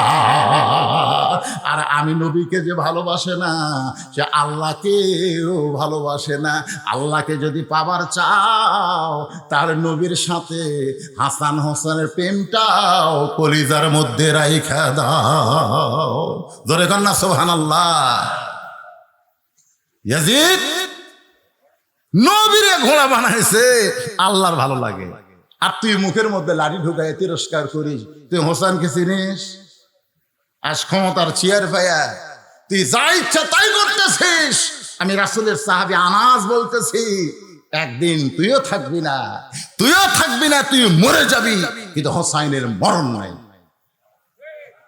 উপস্থিত মুসলমান বুঝবার পারলো যে একদিন তুই মরে যাবি, তুই শেষ হয়ে যাবি। ইয়াজিদ মরে গেছে, পচে গেছে। গোটা পৃথিবীতে মুসলমান তো দূরের কথা, একটা হিন্দুর বেটার নামও ইয়াজিদ নাই। জোরে কোন কথা ঠিক কিনা? আর প্রত্যেকটা পাড়ায় পাড়ায় হোসাইন আছে না নাই? জোরে কোন আছে না নাই? তার মানে বোঝা গেল, আল্লাহর জন্য যারা জীবন দেয় তারা কিন্তু মরে না, তারা কিয়ামত পর্যন্ত অমর হয়ে যায়। মুসা বলে, আল্লাহ মৃত্যুকে পছন্দ করার 3 নম্বর কারণ, সুবহানাল্লাহ বলেন, 2 নম্বর কারণ হয়ে গেছে, এখন 3 নম্বর মজার কারণ, অত্যন্ত মজা। এই মজার কারণ বলার আগে আমি একটা গান গাবো। গানটা শুনে আপনারা বুঝবেন, আধা বুঝবেন, কিন্তু পুরা বুঝবেন না যে 3 নম্বর কারণটা কি। এই কি হচ্ছে, তোমরা এই ডিস্টার্ব করো, এই দিকে তাকাও, সামনে বসিয়ে করা হয় না। 3 নম্বর কারণ একটা গান গাই। এই ছেলেরা, গানটা কিন্তু যিনি গাইছে তিনি হচ্ছে খ্রিস্টান, ওর নাম হলো এন্ড্রু কিশোর। জোরে কোন নাম কি? এন্ড্রু কিশোর। আমি খালি চিন্তা করি যে এন্ড্রু কিশোর যদি মুসলমান হয়ে মরতো, এই একটা গানই ওকে জান্নাত দিত, কিন্তু না, ওই মুসলমান নয়। যেরকম নবীর চাচা আবু তালেব রাসূলের যে ভালোবাসা দিছে, আল্লাহ রাসূল নিজেই বলেছে আমি বাপ হারা হতে পারি কিন্তু আমি এতিম না, আমি এতিম নই, আমার বাপ না এটা বলতে পারো, কিন্তু আমার এমন এক চাচা আবু তালেব পেয়েছি যে চাচাকে বাবার পরে আমার বাবা নাই, এ কথা আমার কোনোদিনও মনে হয়নি। এত দয়া করেছে আবু তালেব, তারপরও জাহান্নামী। কারণ কি? ঈমান নাই। আবু জেহেল নামের কোন মুসলমান আছে? আবু লাহাব নামে কোন মুসলমান আছে? কথা কয় না, কিন্তু আবু তালেব আছে। দেখছেন, আবু তালেবও কাফের, আবু লাহাবও কাফের, কিন্তু আবু লাহাব নামে কোন মুসলমান নাই। আবু তালেব নামে কেন আছে? আবু তালেবে তো মুসলমান না, কুফর অবস্থায় চলে গেছে। এটা আজকে আমি আপনাদের বুঝাই দিব। দুটাই নবীর চাচা, আবু লাহাব নবীর চাচা, আবু তালেব নবীর চাচা, দুটাই কাফের। এক কাফের নামে কোনো মুসলমানের নাম নাই, আর এক কাফের আবু তালেবের নামে মুসলমানের নাম আছে। যখন আছে না নাই? কারণ কি? একজন আবু তালেবকে আমি বললাম, ভাইজান তুমি যে নাম রাখছো আবু তালেব, তুমি জানো আবু তালেবকে? নবীর চাচা। আচ্ছা বলো আবু লাহাবকে? আবু লাহাব তো কাফের। কাফের হলে হবে না, নবীর কে সেটা কও। কই যে হুজুর আমি তো জানি না, ওটাও নবীর চাচা। আবু লাহাব নাই কে? তোমার নাম আবু তালেব কে? কই হুজুর আমার বাপ রাখছে, আমি জানি না। রাখা ঠিক আছে, আবু তালেব। আমি বলে আবু তালেব নাম রাখা জায়েজ আছে। সুবহানাল্লাহ কোন কি জন্য জায়েজ? শোনা লাগবে না? হ্যাঁ, এটা শোনা লাগবে। কারণ গান ঢাকাকে কই আপনারা খুব খেয়াল করবেন, গানের দিকে খেয়াল দেখেন তো। মুসা নবীর মৃত্যুকে ভালোবাসা 3 নম্বর কারণ আপনারা বুঝবার পারেন কিনা? চলতে পথে 2 দিন থামিলাম, যাবার কালে একজন আরো দেখা না পাইলাম। ও আমার সাদের মালা যায় রে ছিঁড়ে, রইব না আর বেশি দিন তোদের মাঝারে। ডাক দিয়েছেন। এই জায়গাতে একটু ভুল হলো। ওই ওই ওই ওই হিন্দুতেও বা খ্রিস্টান ওই দয়াল করবে, কিন্তু আমরা দয়াল করব না, আমরা বলবো আল্লাহ। ধরে কোন কি বলবো? তাহলে কি বলেন? ডাক দিয়েছেন আল্লাহ আমারে। আপনারা বলেন ডাক দিবে আল্লাহ আমারে, এইটা এন্ড্রু কিশোর না বলে কেন বললেন দিয়েছেন? কারণ দিয়েছেন হলো অতীতকাল। তিনি গানের মধ্যে বর্তমান ভবিষ্যৎ না বলে ডাক দিবে হলো, এটা হলো বর্তমান, দিবেন হলো ভবিষ্যৎ, দিয়েছেন হলো অতীতকাল। আপনারা বলেন তো গানের মধ্যে কি বলেছেন? ডাক দিবেন, ডাক দিয়েছেন। তো ডাক দিয়েছেন কেন বললেন? এন্ড্রু কিশোর খ্রিস্টান হতে পারে, কিন্তু এই গানটা যিনি লিখেছেন তিনি তো আর খ্রিস্টান না। তিনি কোরআনের সূরা মুলকের 2 নম্বর আয়াতকে এই গানের মধ্যে নিয়ে এসে বলতেছেন, আল্লাযী খালাকাল মাউতা ওয়াল হায়াতা লিয়াবলুয়াকুম আইয়ুকুম আহসানু আমালান ওয়া হুয়াল আজিজুল গফুর। কি মজা রে! এই মুসা নবীর মৃত্যুর 3 নম্বর কারণ শোনার পরে আপনাদের কারু আর বাঁচার স্বাদই থাকবি না, খালি মন চাবি কখন মরে, কখন মরে। আমার এক আত্মীয় বুঝলেন, সেই বাসা করছে শহরে, আমি তো গ্রামে থাকি। আমার এই বাড়ি কয়ে অভ্যাস আছে। কি কয়ে বাড়ি? আপনার গ্রামের লোকেরা কি করেন? এটা কার বাড়ি, এটা কার বাড়ি, এটা কন না। তো আমার ওই দোস্তর বাসার যায়, বাড়ির যায়, আমি বললাম কে ভাই এত সুন্দর গেট আর যে সুন্দর বাড়ি, কত টাকা লাগছে? তখন বলতেছে তুমি শিক্ষিত হয়েছে, আলেম হয়েছে, বক্তা হয়েছে, কিন্তু জ্ঞান কম। আমি গেলাম কেন ভাই? কিন্তু এই কোটি টাকা খরচ করে এর নাম বাড়ি? এই এটা কি তোর গ্রামের বাড়ি? বাড়ি কষি আর রাগ ধরছে, বলা লাগবে বাসা। বলা লাগবে ভাই এত সুন্দর বাসা, এত সুন্দর বাসা বলা লাগবে, কিন্তু আমি কইছি বাড়ি, এই বাড়ি কোয়াতেও রাগ। আমি তখন বললাম তাহলে আব্দুল আলিম কি ভুল কইছে নাকি? ও আমারে বলতেছে আব্দুল আলিম কি কইছে? বলে আজ থেকে 50 বছর আগে আব্দুল আলিম একটা গান গায়ে গেছে, এপারে তোর বসত বাড়ি, ওই পারে তোর বাসা। সবাই বলেন এপারে তোর বসত বাড়ি, ওই পারে তোর বাসা, ভবদরিয়ায় পাড়ি দিতে কেমনে করলি আশা, লাভ করিতে আইসারে ভবে হইলা রে বেদিশা, রতন কাঞ্চন বদল দিয়া, রতন কাঞ্চন বদল দিয়া কিনলি তামাশিসা, এপারে তোর বসত বাড়ি, ওই পারে তোর বাসা। ও আমারে কইল ভাই এ গান দিয়ে আপনি কি বুঝাইলেন? আমি গান দিয়ে বুঝাইলাম পাগল, দুনিয়াতে কয়দিন আমরা বসত করব, আর যেখানে বসত করা হয় সেটা হলো বাড়ি, আর চিরস্থায়ীভাবে যেখানে থাকা হবে সেটার নাম হলো বাসা। আপনাকে অনেক ধনী মানুষ সিরাজগঞ্জ শহরে বাসা করছেন, কিন্তু আপনাদের এই পূর্ণিমাঘাতি তাদের বাড়ি আছে, মাঝে মধ্যে তারা কিন্তু আসে, থাকতে চায় না। ধরে কোন ঠিক কিনা? গ্রামের লোকেরা বলে ভাই এতদিন পরে যখন আইসেন বাড়িতে একটু থাকেন। কয় না ভাই আমার বাসার যাওয়া লাগবে, আমার বাসার যাওয়া লাগবে। কারণ বাড়িটা দেখতে আসা যায় কিন্তু থাকার জায়গা না, আমি থাকবো বাসায় গিয়া। ইমাম গাজ্জালি বলেছেন দুনিয়ার যেগুলো বাসা আছে তোমরা বাসা মনে করে আশা করতেছো থাকবে চিরকাল, কিন্তু শহরের বাসা থাকলে গ্রামের বাড়ি যেমন তোমার ভালো লাগে না, জান্নাতে যাদের বাসা তৈরি করা হয়ে গেছে তাদের দুনিয়াও ভালো লাগবে না। আইসে ঠিকই তাদের যাইতে হবে, এই চিন্তা তারা সব সময় করবে। কথা বলেন ঠিক? এখন মুসা নবী মৃত্যুকে পছন্দ করার 3 নম্বর কারণ বলবো। এ কারণ বলার আগে আমার মা বোনেরা খালি খেপতিছে যে এই আজ্ঞাটা আদায় করে গেল, জামাই কি এক ওয়াজ করলো আমরা বুঝতে পারলো না, কাপন চোরা, আর বক্তা সে কি এক ওয়াজ ধরলো রে, আমাকে ওয়াজ তো কেউ করলো না। ঠিক কিনা বলেন? এর জন্য মাত্র 5টা মিনিট, কারণ ওরা যদি ভালো হয় শান্তিকার না, বউ যদি ভালো হয় শান্তিকার, পাড়ার লোকের না স্বামী। হ্যাঁ আমাদের বউগুলা পাড়া ঠিক থছে বুঝলেন, কিন্তু বাড়ি ঠিক হয়নি। পাড়া ঠিক, গোটাল পাড়া সবাই বলে ভাবি ভাবি, হ্যাঁ ভাবি আপনার যে কি সাইজ, মনে হয় আপনার বিয়ে হয়নি। দেখো আল্লাহ তোমার কি চোখ দিছে রে, আর আমার স্বামী এই ভালো কথা আমাকে কোনোদিনও কয়নি। আমি কইলাম যারা বলতেছে ভাবি মনে হয় তোমার বিয়ে হয়নি, এরা এই তারিফ করার কারণ হলো ওভার ডিউটি মারবার চাই। ধরে কোন কথা ঠিক কি না? আর স্বামীর তো ওভার ডিউটি না, স্বামীর হলো ডিউটি।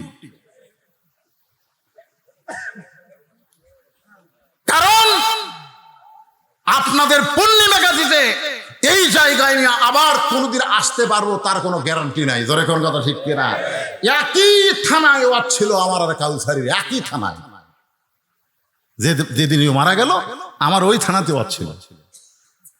আমরা 2 ভাই, এক জায়গা তো ওয়াজ নাই কিন্তু একই থানায়। আমাকে আজরাইল সেদিন ধরবার পারেনি, আমাকে হয়তো খুঁজিছে, খোঁজার পর দেখতেছে কোনটা ধরলে এখন কাম হবে, এই কাউসারি ধরছে না। ওয়াজ ওঠার আগে আমাকে বললো ভাইজান শরীরে আমার একটু খারাপ লাগতেছে, আপনার কখন দেবে? আমি বেলকুদে চালাচ্ছিলাম, আমি বললাম ভাই এর কিন্তু কি অভ্যাস হলো, কেন আদায় করতেছে বক্তা তুলে দেওয়ার আক্কেলই নাই। আমি তাই বলতেছি তাহলে দোয়া করেন ভাই, আমি কেতর যাচ্ছি, শরীর একটু নার্ভাস লাগতেছে, দোয়া করেন। আমি দোয়া করলাম ফি আমানিল্লাহ। কি ভাবতেছেন?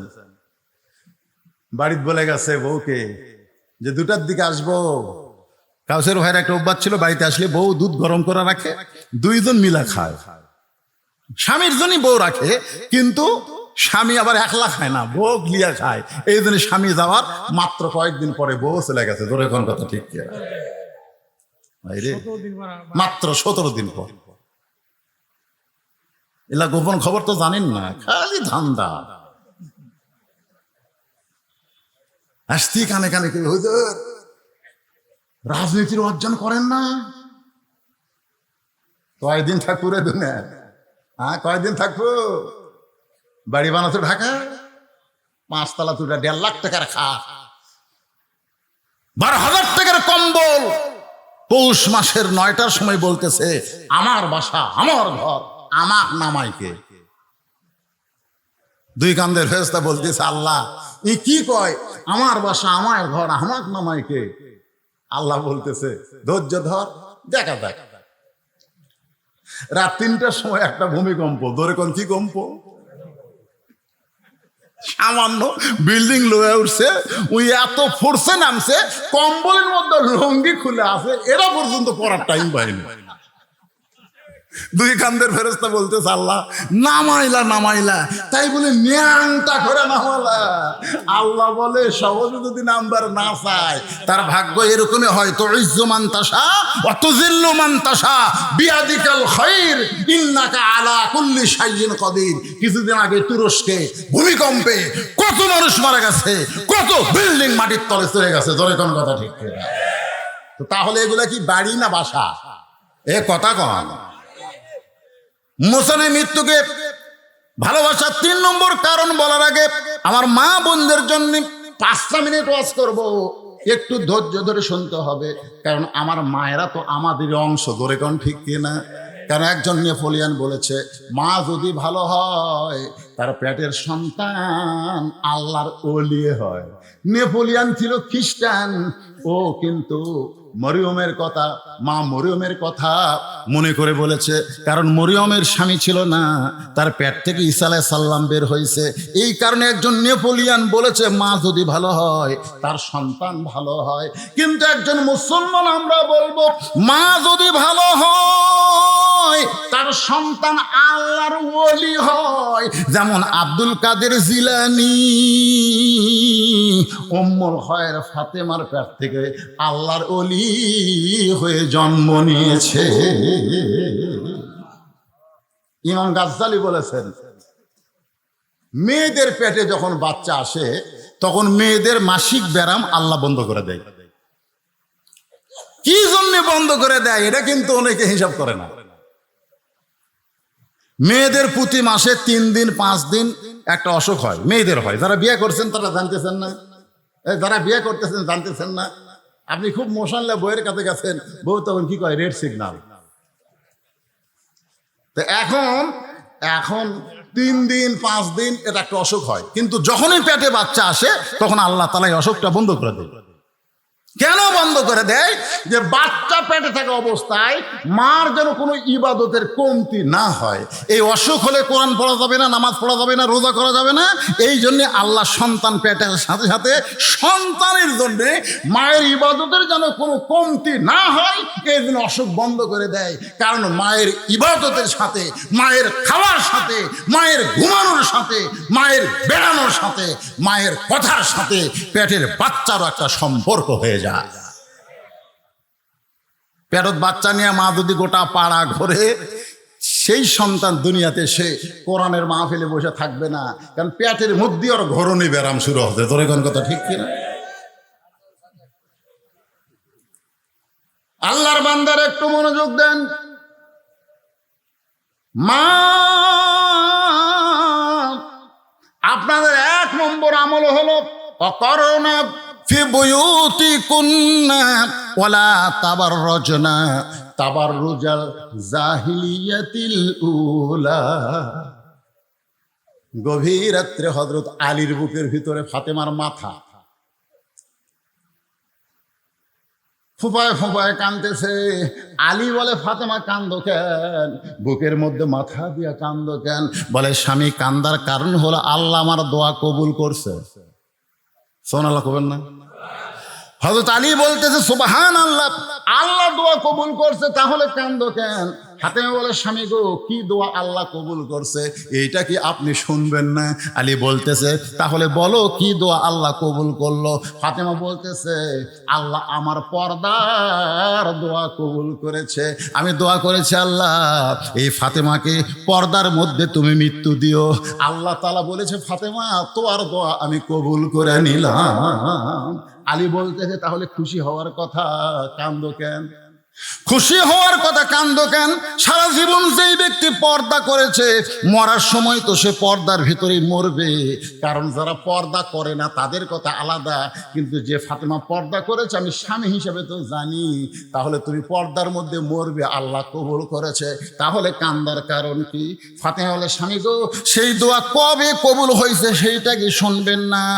আলী বলতে যে কবে সেই দোয়া কবুল হয়েছে? ফাতেমা বলে স্বামী মনে কষ্ট নেবেন না, মন খারাপ করবেন না, আজকে গভীর রাত্রে পর্দার ভিতরে ফাতেমার মৃত্যু হবে।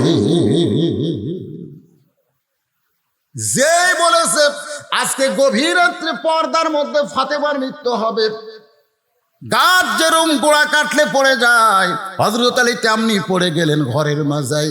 মা ফাতেমা মুস্কি মুস্কি হাসতেছে, মুস্কি মুস্কি হেসে স্বামীর কপালে একটা চুমা দিয়ে বলে স্বামী গ আমি আমার বাবার কাছে শুনেছি আপনি হলেন আসাদুল্লাহিল গালেব। আমার বাবা বলেছে আলী শুধু আলী না, আলী হচ্ছে আল্লাহর সিংহ। ধরে কান সুবহানাল্লাহ। আমার বাবা বলেছে আনা মাদিনাতুল ইলমি ওয়া আলিউ বাবুহা, আমি হচ্ছে ইলমের শহর, আলী হচ্ছে তার দরওয়াজা। আপনি হলেন জ্ঞানের সম্রাট, আপনি হলেন বিশ্ববীর, বিশ্ববীর আর জ্ঞানের সম্রাট হইয়া আমার মৃত্যুর খবর শুনে এমন করে আপনি পড়ে গেলেন কেন? আপনি কি জানেন না এই দুনিয়া থাকার জায়গা না, আসলে যাইতে হবে। স্বামীর কপালে চুমা দিচ্ছেন, গভীর রাত্রে যিনি মৃত্যুবরণ করবেন, যিনি মৃত্যুবরণ করবেন তিনি জীবিত মানুষকে বুঝাচ্ছেন আপনি কি জানেন না আসলে যাইতে হবে। এখানে যারা বসে আছেন ভাই আপনারা শূন্যস্থান পুরা করবেন, আমি যেই বলবো আসলে আপনারা বলবেন যাইতে হবে। বলতে পারবেন কি পারবেন না? আসলে এটা কি অন্তর থেকে বলেন?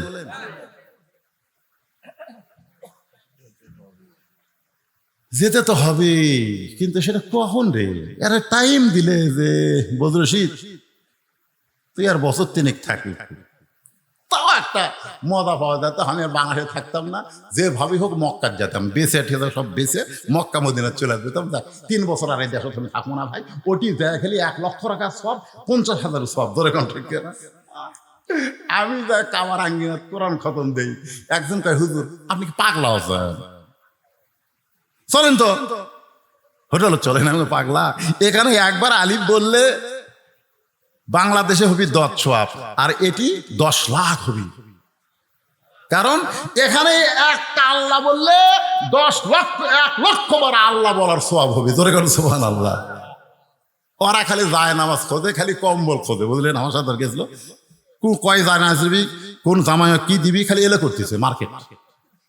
আর আমি দরুদ পড়ি মদিনায়, মক্কাত পড়ি কোরআন। জোরে কোন সুবহানাল্লাহ। কে ভাই টাইম আছে কথা কন? আমি জানি টাইম, আপনারা কি জানেন? তাহলে অন্তর থেকে যুবকরা হাসো না। এই বছরে দেখছি বুড়ার চাইতে এই যে R15 এমন সব মোটরসাইকেল পাচ্ছে, বুঝলেন? আমি এক বেটির বাপের বাড়ি যাই দেখি পিছন দিকে সিট উঠছে, এই টাঙ্কির একটু দোপা, দোপা মানে নিচে, পিছন দিকে উঁচে। আমি বললাম কে ভাই মোটর সাইকেল? জামাই দিছে হুজুর। এইরকম কেন? দেখে শুনে নিছি, আমার টাকাতে মোটর সাইকেল কিনছি, জামাই থাকবি নিচে আর আমার বেটি থাকবি উঁচে, পিছন থেকে উঁচা দেখতেছেন না, উঁচার উপরে। আমার জামাই যখন মোটর সাইকেল চালাবে আমার মেয়ে তখন আর ঘাড়ের উপর হাত দিয়ে থাকবে। জনগণ বুঝবে টাকা নিয়ে মোটর সাইকেল নিলে নিচেই থাকা লাগে। ধরে কোন কথা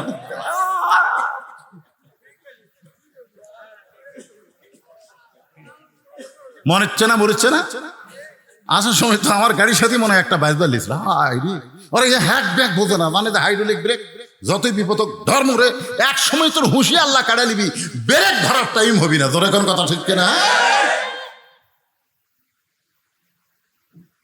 তাই সবাইকে লক্ষ্য করে আমরা সবাই একসঙ্গে বলবো, আসলে এই দুনিয়াতে এসেছি যারা, কখন যাব আমরা জানি না। ফাতেমা বলে, স্বামী এমন করে আপনি কাঁদবেন না। আপনি যদি এমন করে কাঁদেন তাহলে আমি মরে যাওয়ার পর আমার 3টা চাওয়া আপনি কেমনে পুরা করবেন? আলী আরো জোরে কান্দে, রে ফাতেমা, দুনিয়াতে গরিব ছিলাম বলে তুই কিছুই চাইলা না, আর মরার পরে তুমি কি চাইবা ফাতেমা? হযরত আলী এত গরিব ছিল, একদিন আল্লাহ নবী জোহরের নামাজের পরে ফাতেমার দরজায় আসসালামু আলাইকা ইয়া আহলাল, আসসালামু আলাইকুম ইয়া আহলাল বাইত, সঙ্গে সঙ্গে ফাতেমা দরজায় এসে কান্না শুরু করে দিলেন। রাসূল বলে, ফাতেমা, আমি কিন্তু দরজা থেকে তোর ঘরের মধ্যে দরজার বাইরে কান্না শুনতে পাচ্ছি। ফাতেমা বলে, বাবা ফেরত যান, আমি দরজা খুলতে পারবো না। আল্লাহ রাসূল বলে, ফাতেমা একটু দরজা খোল, আমি তোর এক নজর দেখবার চাই। ফাতেমা কান্দের বলে, বাবা এখন যেই পোশাক আমার পরনে আছে এই পোশাক পরে আপনার জন্য দরজা খুলতে আমার বড় শরম লাগতেছে। আল্লাহ নবী চলে গেলেন। আসরের নামাজের পরে নবী এসে ফাতেমার দরজায় বললেন, মা আর পারলাম না, একটা নজর তোকে আমি দেখতে চাই, তোকে দেখার জন্য কলজা ছটফটায়। ফাতেমা কান্দের বলে, বাবা এমন একটা পোশাক আমার পরনে, যেই পোশাক পরে আপনার জন্য দরজা খুলতে বড় শরম লাগে। আল্লাহ রাসূল গায়ের চাদর এক টানে খুলে জানলার পাশে গিয়ে বলে, ফাতেমা এই চাদরখানা তুই নে মা, এই চাদর পরে আমার জন্য তুই দরজা খুলে দে। নবীর গায়ের চাদর ফাতেমার শরীরে জড়ায়া আল্লাহ নবীর জন্য, বাবার জন্য দরজা খুলে দেয়। নবী তাকায় দেখে ফাতেমা বাবার মুখের দিকে তাকায় না, মাটির দিকে তাকায় আছে। আল্লাহ রাসূল কান্দের বলে, ফাতেমা তোরে দেখার জন্য আমি চাদর দিয়ে ঘরের দরজা খুললি, তারপরেও আমার মুখের দিকে কেন তাকাস না, কেন তাকাস না? যেই মাত্র ফাতেমা নবীর মুখের দিকে তাকাইছে, আল্লাহ রাসূল বলতে, ফাতেমা এত সুন্দর তোরে লাগতেছে, চোখের তলে কি সুরমা দিয়েছিস মা? কি কালিমা, কি সুন্দর কালো লাগতেছে। ফাতেমা কান্দার বলে, বাবা আজকে কয়েকদিন হলে না খাওয়ার কারণে আমার চোখের নিচে কালি পড়ে গেছে। আল্লাহ নবী ফাতেমার হাত ধরে বললেন, ফাতেমা এত কষ্টের পরেও আমার আলীরে তুই কিছু বলবি না, কারণ ধনী ধনী ছেলেরা তোকে বিয়ে করবার চাইছিল, আমিও বিয়া দিবার চাইছিলাম, কিন্তু আল্লাহ আলীরে তোর জন্য পছন্দ করে যখন বলল, আমি তখন কি করব মা? ও ফাতেমা, যদি শান্তি পাবার চাস তাহলে 33 বার সুবহানাল্লাহ, 33 বার আলহামদুলিল্লাহ, আর 34 বার আল্লাহু আকবার জিকির কর, তোর দেহের ক্ষুধা চলে যাবে, আল্লাহ রুহের ক্ষুধা দূর করে দিবে।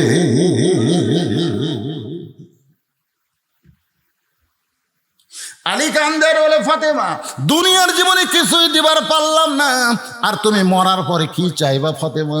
বলে, 1 নম্বর চাওয়া হলো রাতের অন্ধকারে মৃত্যুবরণ করলাম, এ রাতের অন্ধকারই আমাকে দাফন করা লাগবে, দিনের বেলা বেপর্দা আলোর মধ্যে আমাকে দাফন করা যাবে না, এইরকম রাতের অন্ধকারই দাফন করা লাগবে। আমার চাওয়া হলো আমি মরে যাব, রাতের অন্ধকারই আমাকে দাফন করবেন। আমার 2 নম্বর চাওয়া হলো আমার কোনো জানাজার ব্যবস্থা করবেন না, আমার কোনো জানাজার ব্যবস্থা করবেন না। আলী বলে, ফাতেমা তুমি নবীর কলিজার টুকরা, লক্ষ মানুষ তোমার জানাজায় শামিল হবে, তুমি কেন জানাজা নিষেধ করো? ফাতেমা বলে, স্বামী গো, আমি এতদিন পর্দার মধ্যে থেকে আল্লাহর হুকুম আমল করার পরে বুঝতে পেরেছি, লক্ষ মানুষ যদি বলে ফাতেমা ভালো, আল্লাহ কিন্তু লক্ষ মানুষের দিকে তাকায় থাকবে না, আল্লাহ খালি আপনার মুখের দিকে তাকায় থাকবে। আপনি যদি বলেন ভালো না, তাহলে লক্ষ মানুষের দোয়া দিয়ে ফাতেমার 1 তিল পরিমাণ লাভ হবে না। আর দুনিয়ার তামাম মানুষ যদি বলে ফাতেমা খারাপ, আর আপনি যদি বলেন আমার বউ ফাতেমা ভালো, এক স্বামীর মুখের সার্টিফিকেটে ফাতেমার জান্নাতের 8টা দরজা খুলে গেল। আমার মায়েরা, পদ্মার অন্তরে যারা আছেন মা, গ্রামের লোক আপনাকে ভালো কোক, দুনিয়ার লোক ভালো কোক, এইটা কোনো সময় আপনি চাবেন না। আল্লাহ রাসূল বললেন, ফাতেমা আল্লাহর পরে কাউকে যদি সেজদা দেওয়ার হুকুম থাকতো তাহলে প্রত্যেকটা মেয়েকে আমি বলতাম স্বামীর পায়ে সেজদা করো। কিন্তু আল্লাহ ছাড়া কাউকে সেজদা করা যাবে না। এই কারণেই বললাম স্বামীর পায়ে সেজদা করো না, কিন্তু বুঝে নাও মেয়েদের কাছে আল্লাহর পরই সবচাইতে যে দামি সেই হলো তার স্বামী। জোরে কোন সুবহানাল্লাহ। আমার মায়ের একটু মনোযোগ দিয়ে শোনেন। ফাতেমা 3 নম্বর দাবি করলেন, স্বামী গো আমার লাশটা কিন্তু খাটনিতে তুলবেন না, আমার লাশটা খাটনিতে তুলবেন না। আমি ফাতেমার দেহের ওজন কত এটা দুনিয়ার কোনো মানুষ যেন বুঝবার না পারে। সুবহানাল্লাহ। বর্তমানে যে খাটনি কান্দে নেওয়ার সার্জন, সে সার্জন তো আমার নাই। আমার বাবা যদি দুনিয়াতে জীবিত থাকতো, মরা মেয়ে লাশের খাটনি বাবা কান্দে নিবার পারতো। আমার হাসান হোসেন যদি বড় হইতো তাহলে মায়ের লাশের খাটনি কান্দে নিবার পারতো। 6 মাস আগে আল্লাহ নবী দুনিয়া থেকে বিদায় হয়ে গেছে। আমার হাসান হোসেন এত ছোট, ও গো স্বামী আমার লাশটা শুধু আপনি কান্দে নিয়া ওই জান্নাতুল বাকির পূর্ব কোনায় এই যে হেফাজ করেছেন আমার বাবাজি, আল্লাহ আমাকেও করাইছেন, আপনিও তো করছেন।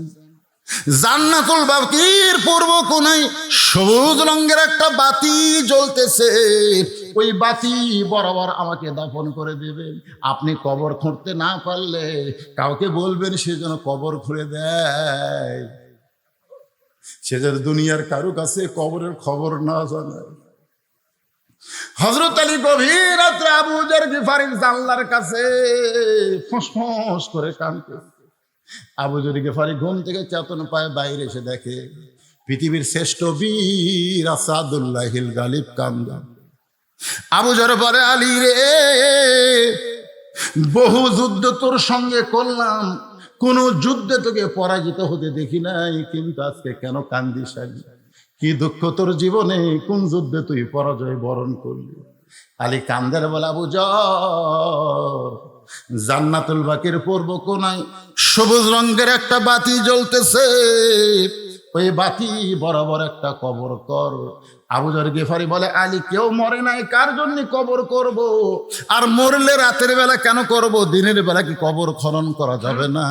আলী বলতেছে, আবু যর একজন পর্দানিশী গভীর রাত্রে মৃত্যুবরণ করবে, আবার গভীর রাত্রি তাকে দাফন করা লাগবে। আবু যর গিফারী বলে, আলী রে সেই পর্দানিশী কে গো? তার কি তোমার নাম জানা নাই? সেই পর্দানিশী কে, তার নাম কি তুমি বলবা না? আলী বলতেছে, আবু যর 6 মাস আগে আমার 2টা সন্তান নানা হারাইছে, আজকে 6 মাস পরে হাসান হোসেন আবার মা হারাবে। 6টা মাস খালি কাঁদতেছে নানা নানা বলে, আজকে আবার মা গভীর রাত্রে দুনিয়া থেকে বিদায় নেবে। আবু যর গিফারী কোদাল নিয়ে কবর খুঁড়তে গেছে, তাকায় দেখে বাতি জ্বলতেছে। যে বাতি জ্বলতেছে এই বাতির কোনো তার নাই, বাতির কোনো সুইচ নাই, বিনা তারে বিনা সুইচে আল্লাহর হুকুমে বাতি খানা জ্বলতেছে।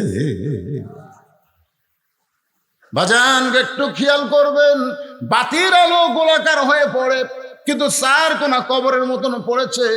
ওই আলোর মধ্যে আবু যর গিফারী কোদাল দিয়ে কবর খোঁড়া শুরু করলো। এক সময় আবেগে বলতেছে, কবর রে দিনের বেলা খুঁড়তে আসলাম না, রাতের বেলা খুঁড়তেছি, তুই কি জানিস তোর মধ্যে কাকে রাখা হবে? কবর। নবীর মেয়ে হওয়ার পরেও নবী যাকে মা বলে সম্মান করেছে সেই ফাতেমার কবর হবে, খবরদার বেয়াদবি করিস না। আবার 2 কোদাল মারার পরে বলে, কবর রে জান্নাতের যুবকদের সর্দার হাসান হোসেনের মায়ের কবর হবে, খবরদার বেয়াদবি করিস না। আবার কোদাল মাইরা কয়, আসাদুল্লাহিল গালিব আলীর বিবির কবর হবে, খবরদার কোনো বেয়াদবি করিস না। এই বলে আবার যখন কোদাল মারতে চাই, এমন সময় কে যেন বলতেছে, ফাতেমাকে লক্ষ্য করে নয়, আমরা যারা মারা যাব সবাইকে লক্ষ্য করে বলা হচ্ছে। অনেকে বলে, হুজুর এই কথা কি ফাতেমাকে বলা হয়েছে? আসলে ফাতেমা না, এই কথাটা দুনিয়ার তামাম মৃত্যু জাতিকে বলা হয়েছে। কবরের ভিতর থেকে আসতেছে, আবু যর কার মেয়ে, কার মা, কার আমার বিবি এইটা কবর দেখবে না, কবরের পাথেও জোগাড় করে যদি কবর আসতে পারে, কবর তার জন্য জান্নাতের ঘর হয়ে যাবে। আর কবরের পাথেও জোগাড় না করে যদি কবরে আসে, কবর তার জন্য জাহান্নামের গর্ত হবে। এই কথা শোনার পরে আবু যর গেফারি আর কোদাল মারতে পারে নাই। মা ফাতেমাকে গভীর রাত্রে হযরত আলী নিয়ে এসে আবু যর গেফারি আর জান্নাতুল বাকির মধ্যে নাই, গোপনে তাকে দাফন করে আল্লাহর কাছে দুই হাত তুলেছে। আল্লাহ, আল্লাহ, আমার বিবিকে আমি দুনিয়াতে সুখ দিবার পারি নাই, কোনো কিছু আমি করতে পারি নাই। আমার বিবিটা আমাকে কোনোদিন কষ্ট দেয় নাই, আমি কষ্ট পাবো এমন কথাও কোনোদিন বলে নাই। আমার পর্দা নিচে ফাতেমাকে তুমি কবুল করে নিও আল্লাহ। এই দোয়াটা করে যখন হাতটা চোখে মুখে এভাবে মুছতেছে, তাকায় দেখে সামনে কয়েকটা পুরাতন কবর দেখে। এই মাত্র ফাতেমাকে কবর দেওয়া হলো, সেই কবর আর নাই, শুধু পুরাতন কবর। কোথায় ফাতেমার কবর? এই মাত্র কবর দিলাম, গোটা জান্নাতুল বাকি হযরত আলী দৌড়ে আর বলে ফাতেমার কবর, এখনই কবর দিলাম, সেই কবর কোথায় রে, কোথায় ফাতেমার কবর? বলে আলী। কি হবে দৌড়ায়া, কি হবে খুঁজিয়া আলী রে? ফাতেমা ছিল আমার পর্দা নিশি, আমি আল্লাহ জোহরা ডিগ্রি দিয়া ফাতেমার কবরটাকে কিয়ামত পর্যন্ত পর্দা করে দিয়েছি। সাইয়্যিদাতুন নিসা আহলুল জান্নাহ, ও মা বোনেরা, জান্নাতি নারীদের সর্দার হবে ফাতেমা। সেই ফাতেমার যদি সিগনেচার নিতে চান, ফাতেমার সঙ্গে যদি জান্নাতে থাকতে চান, তাহলে মাত্র 4টা আমল আপনারা করবেন মা। 1 নম্বর হলো পর্দা, 2 নম্বর হলো নামাজ, 3 নম্বর হলো রোজা, আর 4 নম্বর হলো স্বামীর কথা মতো চলা, স্বামীকে খুশি করা। এই 4টি আমল যদি করতে পারেন মা, আপনাদের আর কোন আমল করা লাগবে না। ফাতেমার সাথে আল্লাহ আপনাদের জান্নাত দিয়া দিবে। আপনারা বলেন মেয়েরা কি ব্যাপার হবে? যাকবারে হুজুর আমাকে ওয়াজ করছে। এখন মুসা আলাইহিস সালাম মৃত্যুকে পছন্দ করার 3 নম্বর কারণ বলবো। এই কারণ শুনবেন, এরপর আমরা সম্মিলিত সবাই মিলে মোনাজাত করব। তাতে যদি আরো কিছু সময় লাগে, সমস্যা আছে? আমার বড় ভয় কি জানেন, আমি সভাপতি ভাই, আমি তাকে বললাম যে ভাইজান আপনি কি থাকবেন? না হুজুর আমি তো থাকা পারবো না, আমি শরীর খুব খারাপ। এই কথা কিন্তু হাত বলছে, বলেন ভাই। আবার বলছে হুজুর আপনি 1টা পর্যন্ত ওয়াজ করে পারবেন? আমি ইনশাল্লাহ। আমি কিন্তু অসুস্থ ভাই, আমি অসুস্থ, কঠিন অসুস্থ। আমি খালি আপনাকে বসার সাইজ দেখেন, আমার হাতের দিকে তাকাই দেখেন, এগুলো সমস্ত ঘা, একবারে স্কিন ডিজিজ হয়ে গেছে। বাংলাদেশে আর কোনো চিকিৎসা নেই, বাংলাদেশে কোনো চিকিৎসা নেই। ইন্ডিয়া যাওয়া লাগবে, কিন্তু আমাকে ভিসা দিচ্ছে না। আমি কোন তালিকার মধ্যে নাকি আছি, যাই হোক আমাকে ভিসা টিসা দিচ্ছে না। এখন আমি যাওয়ারও পারতেছি না। এখন খালি আল্লাহ রহমত আর আপনাকে দোয়া, আপনাকে দোয়া আর আল্লাহ রহমত জনগণের কাছে। আমি যখন ঘর থাকতে মনে হচ্ছিল আমি ওই পড়েই গেছিলাম ওই জায়গায়। হ্যাঁ, এত দুর্বল আমি। কিন্তু আপনাকে এই জায়গাতে জীবনে আছি, উল্লাহ পরে এত ওয়াজ করছি, কিন্তু আপনাকে এই সোনার জায়গা আর কল যা ভরে গেছে। ঘড়ির দিকে তাকায় দেখি 1টা পার হয়ে গেছে। এরপরেও মানুষগুলো এমন ভাবে বসে আছে মনে হয় কেবল রাত 8টা বাজতেছে। ধরে কোন কথা ঠিক কিনা? হ্যাঁ, এই যে একটা সুন্দর অবস্থায় আমার মতো অসুস্থ মানুষ আপনাদের সামনে ওয়াজ করলাম। মুসা আলাইহিস সালাম মৃত্যুকে ভালোবেসে যে 3 কারণে, তার 2টা কারণ বলছি। এখন মুসা আলাইহিস সালামকে আল্লাহ বলতেছে, মুসা তুই ভুলে গেলে আমি তো ভুলিনি। ওই 3 ব্যক্তির কথা। ধরে কোন কয় ব্যক্তি? আপনারা হয়তো ভুলে গেছেন, কিন্তু আমি তো ভুলিনি। আমার আগে আমার জামাই কি ওয়াজ করলো, আমি বলছি জামাই যে জায়গাতে যায় ওয়াজের মূল টার্গেট কিন্তু ঠিক থাকবে। ধরে কোন কথা ঠিক কিনা? কারণ আমার ওয়াজ যারা শুনছেন, আপনাকে আমি কোনোদিনও ফাঁকি দেইনি। ওয়াজ এক ডাল বেড়ে করে থুইয়া চলে গেল, ভাই অন্য জায়গায় যাবেন, অন্য জায়গায় যাবেন কিনা, আমি বাড়ি যাওয়ার পারবো কিনা তারই গ্যারান্টি নাই। ধরে কোন কথা ঠিক কিনা? এই জন্য যেখানে যে আলোচনা করি ওখানেই শেষ করে দিই, সমাপ্তি করে দিই। তো মুসা আলাইহিস সালাম বলতেছে, আল্লাহ তাহলে 3 জনের খবর কি? আল্লাহ বললেন, যে ব্যক্তি ধনী হসে গরিব হবার চায়, ওরে বলো ও যেন আল্লাহ শুকরিয়া কমে দেয়। ও বলবে আমার বাড়ি আমার ঘর, এটা আল্লাহর কিছুই নেই। ও বলবে ওই যে দেখতেছেন না হুজুর, ওই পুকুর আমার, ওই সাইডে যে জমিগুলো দেখতেছেন এগুলো সবই আমার, ওই পিছনে যা দেখতেছেন ওগুলো আমার, সামনে যা দেখতেছেন আমার ভাইয়ের, আমার চাচার, এলাকার মধ্যে কারো পাও দেওয়ার জায়গা নেই। তো সবই যদি তোমাকে হয় আল্লাহর, তোকে আল্লাহটা দেখতে গেলে 2 মিনিট হাঁটা লাগবে। 2 মিনিট হাঁটা মসজিদের সামনে যা বলতেছে এখানেও আল্লাহর কিছু ছিল না, এখানেও আল্লাহর কিছু ছিল না। আমার চাচা দয়া করে আল্লাহর 10 শতক দান করছে, আর আমরা দয়া করে সিমেন্ট দিয়ে ইটে দিয়ে টাকা দিয়ে আল্লাহ ঘর বানা দিদি হুজুর। এরা আল্লাহ, এরা হচ্ছে না শুকরি। তুমি তো তাকে বলবা যে আমার যে টাকা পয়সা আছে এগুলার মালিক আমি, এ যেন আজ থেকে আলহামদুলিল্লাহ আল্লাহ শুকরি আদায় না করে, না শুকরি করলেই সম্পদ কমে যাবে। মুসা বলে আল্লাহ তাহলে যেই মেয়েটা রাস্তায় কাঁদতেছে, যার বাড়ি ঘর নাই, সহায় সম্পত্তি নাই, তাকে কি খবর দিব? আল্লাহ বলে তাকে খবর দিও, ও যে অবস্থায় আছে সে অবস্থায় যেন আমি আল্লাহর শুকরিয়া আদায় করে। কে রে ওই আছে এমন একটা বাড়ির পানি হলে পানি পড়ে, রোদ উঠলে বাড়ির মধ্যে রোদ আসে, খাওয়ার নাই কিছু নাই, ওই অবস্থা আলহামদুলিল্লাহ পাওয়া যায়? মুসা বলতেছে আল্লাহ তাহলে 3 নম্বর লুলা পঙ্গ, হাতও নাই পাও নাই, কাঠের ডুমার মতন খালি গড়ায়, ওই ব্যক্তি বলছে দুনিয়াতে আল্লাহ আমারে কেন পাঠাইছে, আমার কি কাম? আল্লাহ বলে খবর দিও জাহান্নামের একটা ছিদ্র আছে, ওকে দিয়ে আমি জাহান্নামের ছিদ্র বন্ধ করব। মুসা বলে আল্লাহ কি করলেন, কিসের ছিদ্র? আল্লাহ কয় তুই কানে কম শুনিস, জাহান্নামের ছিদ্র বন্ধ করবো রে। মুসাকে আল্লাহ এটা একটা আপনার কথা হলো, দুনিয়াতেও হাত পাও দিলেন না, আবার মরার পরে জাহান্নামের ছিদ্র বন্ধ করবেন, এইটা কেমন খবর? আল্লাহ কয় আমি হলাম খবর সৃষ্টিকারী, তুই হলেও খবর দেনেওয়ালা। নবীরা হবে খবর দিবে, আল্লাহ হচ্ছে খবরের মালিক। আসল খবর কার? আরো জোরে বলেন। দুনিয়াতে যত খবরই আপনারা দেখেন, যত খবরই পড়েন, এগুলো একটাও সত্য খবর না, আসল খবর হলো আল্লাহর কোরআন। জোরে বলেন কথা ঠিক কি না? এই জন্য কোরআনের এক নাম হলো খবরে ওয়াহিদ। 1 নম্বর খবর জালিকাল কিতাবুল লা রাইবা ফীহ, যার মধ্যে কোনো সন্দেহ নাই। জোরে কোন কথা ঠিক কি না? তো এখন যাওয়ার সময় ধনী পড়ছিল, আসার সময় কে পড়বে? বুঝতে পারছেন না? লুলে যাওয়ার সময় শেষে, আসার সময় আগে। খালি চিন্তা করতেছে আমি কিভাবে কই, বিপদ না? এই খবর দেওয়া একটা বিপদ না? তো পঙ্গু বলতেছে আল্লাহর নবী কি খবর? মুসা কাছে হাসতেছো, কি খবর? অবশ্যই ভালো খবর, আমার আল্লাহ কোনোদিন খারাপ খবর দেবে না। বলেন কি খবর? রে কি হচ্ছে রে, বা আরো আদায় করা লাগবে নাকি?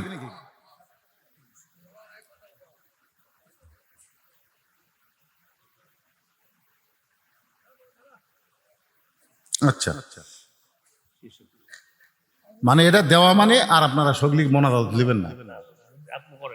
না, আপনি যখনই শেষে কালেকশন দিবেন একটা যাই কোন 2 মিনিট দিলে এরা এত জোরে দৌড় মারবি, বান্দর হলে ন্যাস খুলে যেত। জোরে কোন কথা ঠিক না?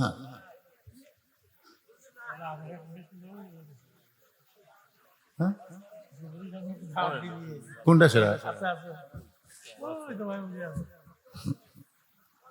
আরে ওয়াজ তো করতেছি, ওয়াজ আর করতেছি না মানে আপনারা কোন তো, আমি যে এখানে টেসে যাচ্ছি, টেসে আদার পথ থেকে আমি নিঃশ্বাস দিচ্ছি, খালি টাইনে মারতেছি না। এখন প্রত্যেক ওয়াজ আমার শুনে দেখবেন একটু গল্প করি, একটু হাসাই, একটু মানে একটু দম খাই আর কি, একটু সল্লিয়ালা মারি, কিন্তু আজকে কোনো দম আছে, খালি একটা আওয়াজ করতেছে। তো কি বলতে চাচ্ছি শোনেন, এই কথাগুলো অত্যন্ত গুরুত্বপূর্ণ কথা। যেরকম কি পূর্ণ? গুরুত্বপূর্ণ। এখন লুলা বলতেছে আল্লাহর খবর কোনোদিন খারাপ হবে না। মুসা বলতেছে যে খবর দিছে শুনলে তুই সহ্য করে পারবো না। বলে তাহলে আপনার বলতে অসুবিধা কি? আমি সহ্য করবো না পারলে আমি পারবো না, আপনি খবর দিয়ে দেখি। মুসা বলতেছে জাহান্নামের একটা ছিদ্র আছে, ওই ছিদ্র আল্লাহ তোকে দিয়ে বন্ধ করবে। সঙ্গে সঙ্গে লুলে চিল্লায় বলে আলহামদুলিল্লাহ। মুসা কয় কে রে, তোকে আমি জান্নাতের কছি না জাহান্নামের কছি? কয় আপনি যা কন। এতদিন আমি মনে করতাম আমার কোনো দাম নাই, এখন বুঝতেছি আমারও দাম আছে। কারণ আমি জানি জান্নাতেরও মালিক যিনি, জাহান্নামের মালিক তিনি। তো জাহান্নামে তো আমার একটা জায়গা আছে রে, একটা ছিদ্রের মধ্যে তো আমার জায়গা আছে। এই জন্য আলহামদুলিল্লাহ। মুসা কয় পাগলার সাথে কথা কয় আমার লাভ নাই, আমি সামনের দিকে যাই। সামনের দিকে যাইতে আল্লাহ বলে, হ্যাঁ মুসা, পঙ্গুর দিকে একবার তাকা। মুসা নবী তাকায় দেখে সুদর্শন একটা যুবক। মুসা বলে, রে পঙ্গু, তুমি সুদর্শন যুবক কেমনে হলা?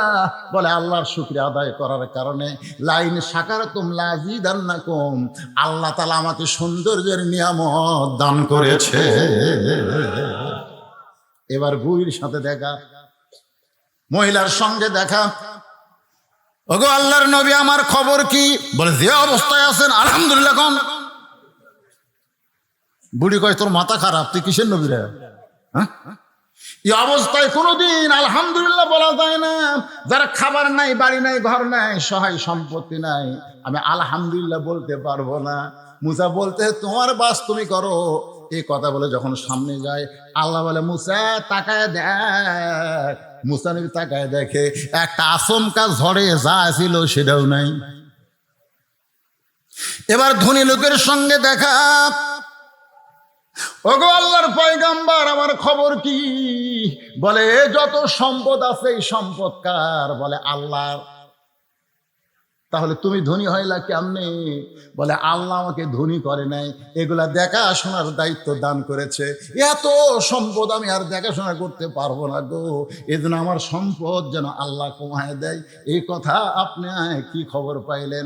মুসা বলতেছে আল্লাহ কইল তোকে না শুকরি বান্দা হওয়া লাগবে। আলহামদুলিল্লাহ আল্লাহ শুকরিয়া আর করা যাবে না। বলে আমি আলহামদুলিল্লাহ ছাড়া আমি থাকতেই পারবো না। মুসা বলতেছে যে আল্লাহর শুকরিয়া আদায় করবে তার সম্পদ বাড়তে পারে। আমাদের সাহাবীর মধ্যে ওসমান গনির সম্পদ ছিল, কিতাবের মধ্যে আছে এত সম্পদ ছিল যার গুদামের চাবি টানতে 70টা উট লাগতো।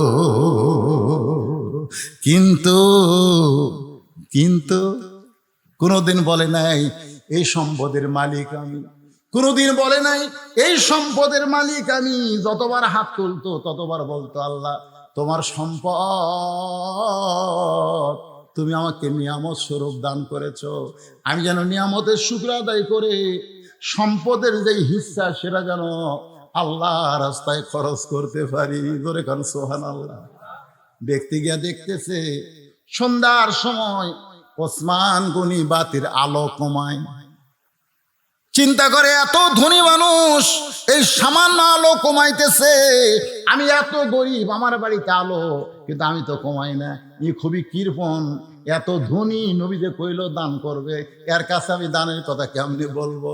রাসূলের কাছে গিয়ে বলে ইয়া রাসূলুল্লাহ, ওসমান গনির মতো কৃপণ মানুষ আমি দেখি নাই। বলে তুমি যে অভাবী সেটা কি বলতে পারছো? বলে তার অভাব দেখে আমার অভাবের কথা আমি বলতে পারি নাই। যাও ওসমানের কাছে যাও। পরদিন সকালবেলা এসে দেখে যেই বালিশে ওসমান গনি ঘুমায় তুলা বার হয়ে ঘরের মধ্যে পড়ে গেছে। সেই তুলাগুলো খুঁটায় খুঁটায় বালিশের খোলের মধ্যে ঢুকাইতেছে। গরিব বলে আল্লাহ রে, এরকম তুলা যদি আমার ঘরের মধ্যে পড়তো আমি সামটা দিয়ে ঝাড় দিয়া ফেলে দিতাম, কিন্তু এত কৃপণের কৃপণ তুলাগুলো বালিশের মধ্যে তুলতেছে। নবীর কাছে গিয়া বলে ইয়া রাসূলুল্লাহ, এমন কৃপণ মানুষ আমি বলি নাই। বলে তুমি যে অভাবের কথা বলছো, বল তার অবস্থা থেকে বলার সাহস পাই নাই। নবী বলে আবার যাও। পরদিন সকালে বেলায় গরিব সাহাবী আবার গিয়া দেখে ওসমান গনি খালি গায়ে বসে আছে। কোলের মধ্যে একটা জুব্বা, কয়েক জায়গায় ছিঁড়ে গেছে, সেলাই করবে, কিন্তু শুয়ের মধ্যে সুতা ঢুকাবার পারতেছে না। এইদিকে সুতা যায়, এইদিকে সুতা যায়, কিন্তু শুয়ের ছিদ্রের মধ্যে সুতা যায় না।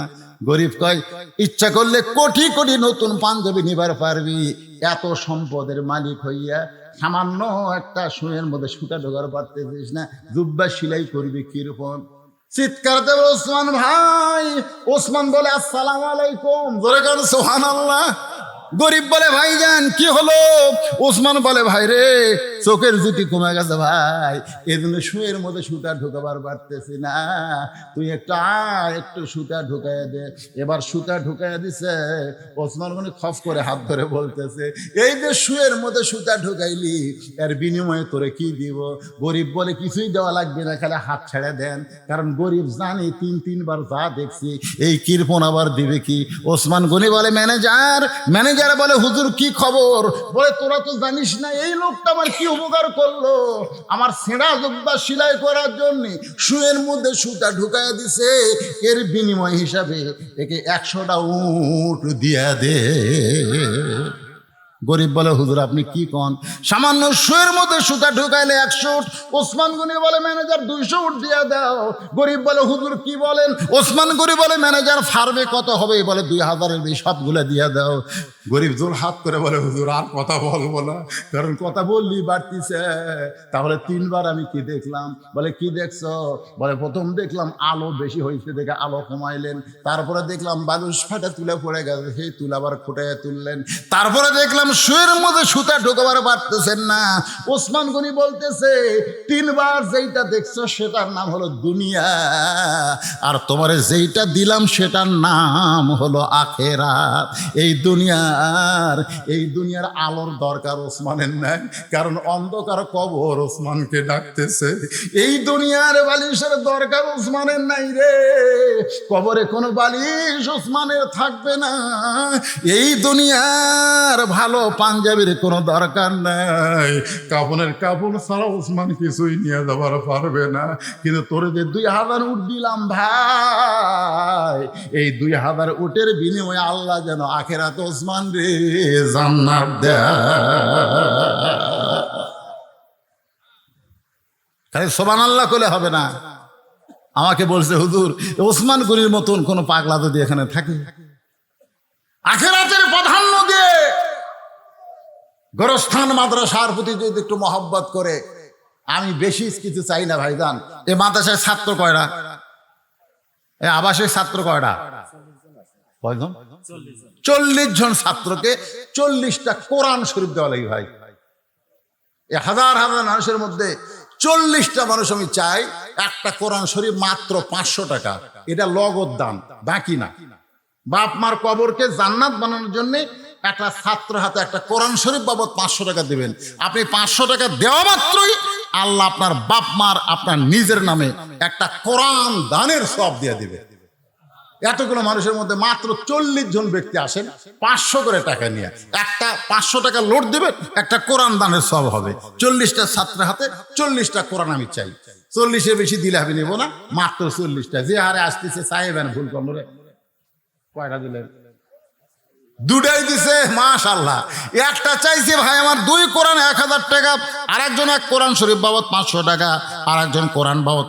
কারণ হলো এই দুনিয়া ক্ষণস্থায়ী, আখেরাত চিরস্থায়ী। ক্ষণস্থায়ী দুনিয়াতে থাকতে আমার ভালো লাগে না, চিরস্থায়ী আখেরাতে যাইতে আমার ভালো লাগে।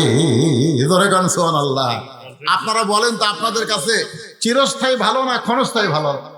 এ কথা কোন, চিরস্থায়ী না ক্ষণস্থায়ী? কারণ দুনিয়া ক্ষণস্থায়ী। এক পলকের নাই ভরসা, কোন এক পলকের নাই ভরসা, মিশে সকল আশা, কখন বুঝি দারুণ ঝড়ে ভাঙবে তোমার বাসা, আমার হীরা মন পাখি আমার। এগুলা গান গাইলে গুনাহ হবে না রে পাগলারা, এগুলা সব কোরআন শরীফের গান। তোরে কোন সুবহানাল্লাহ।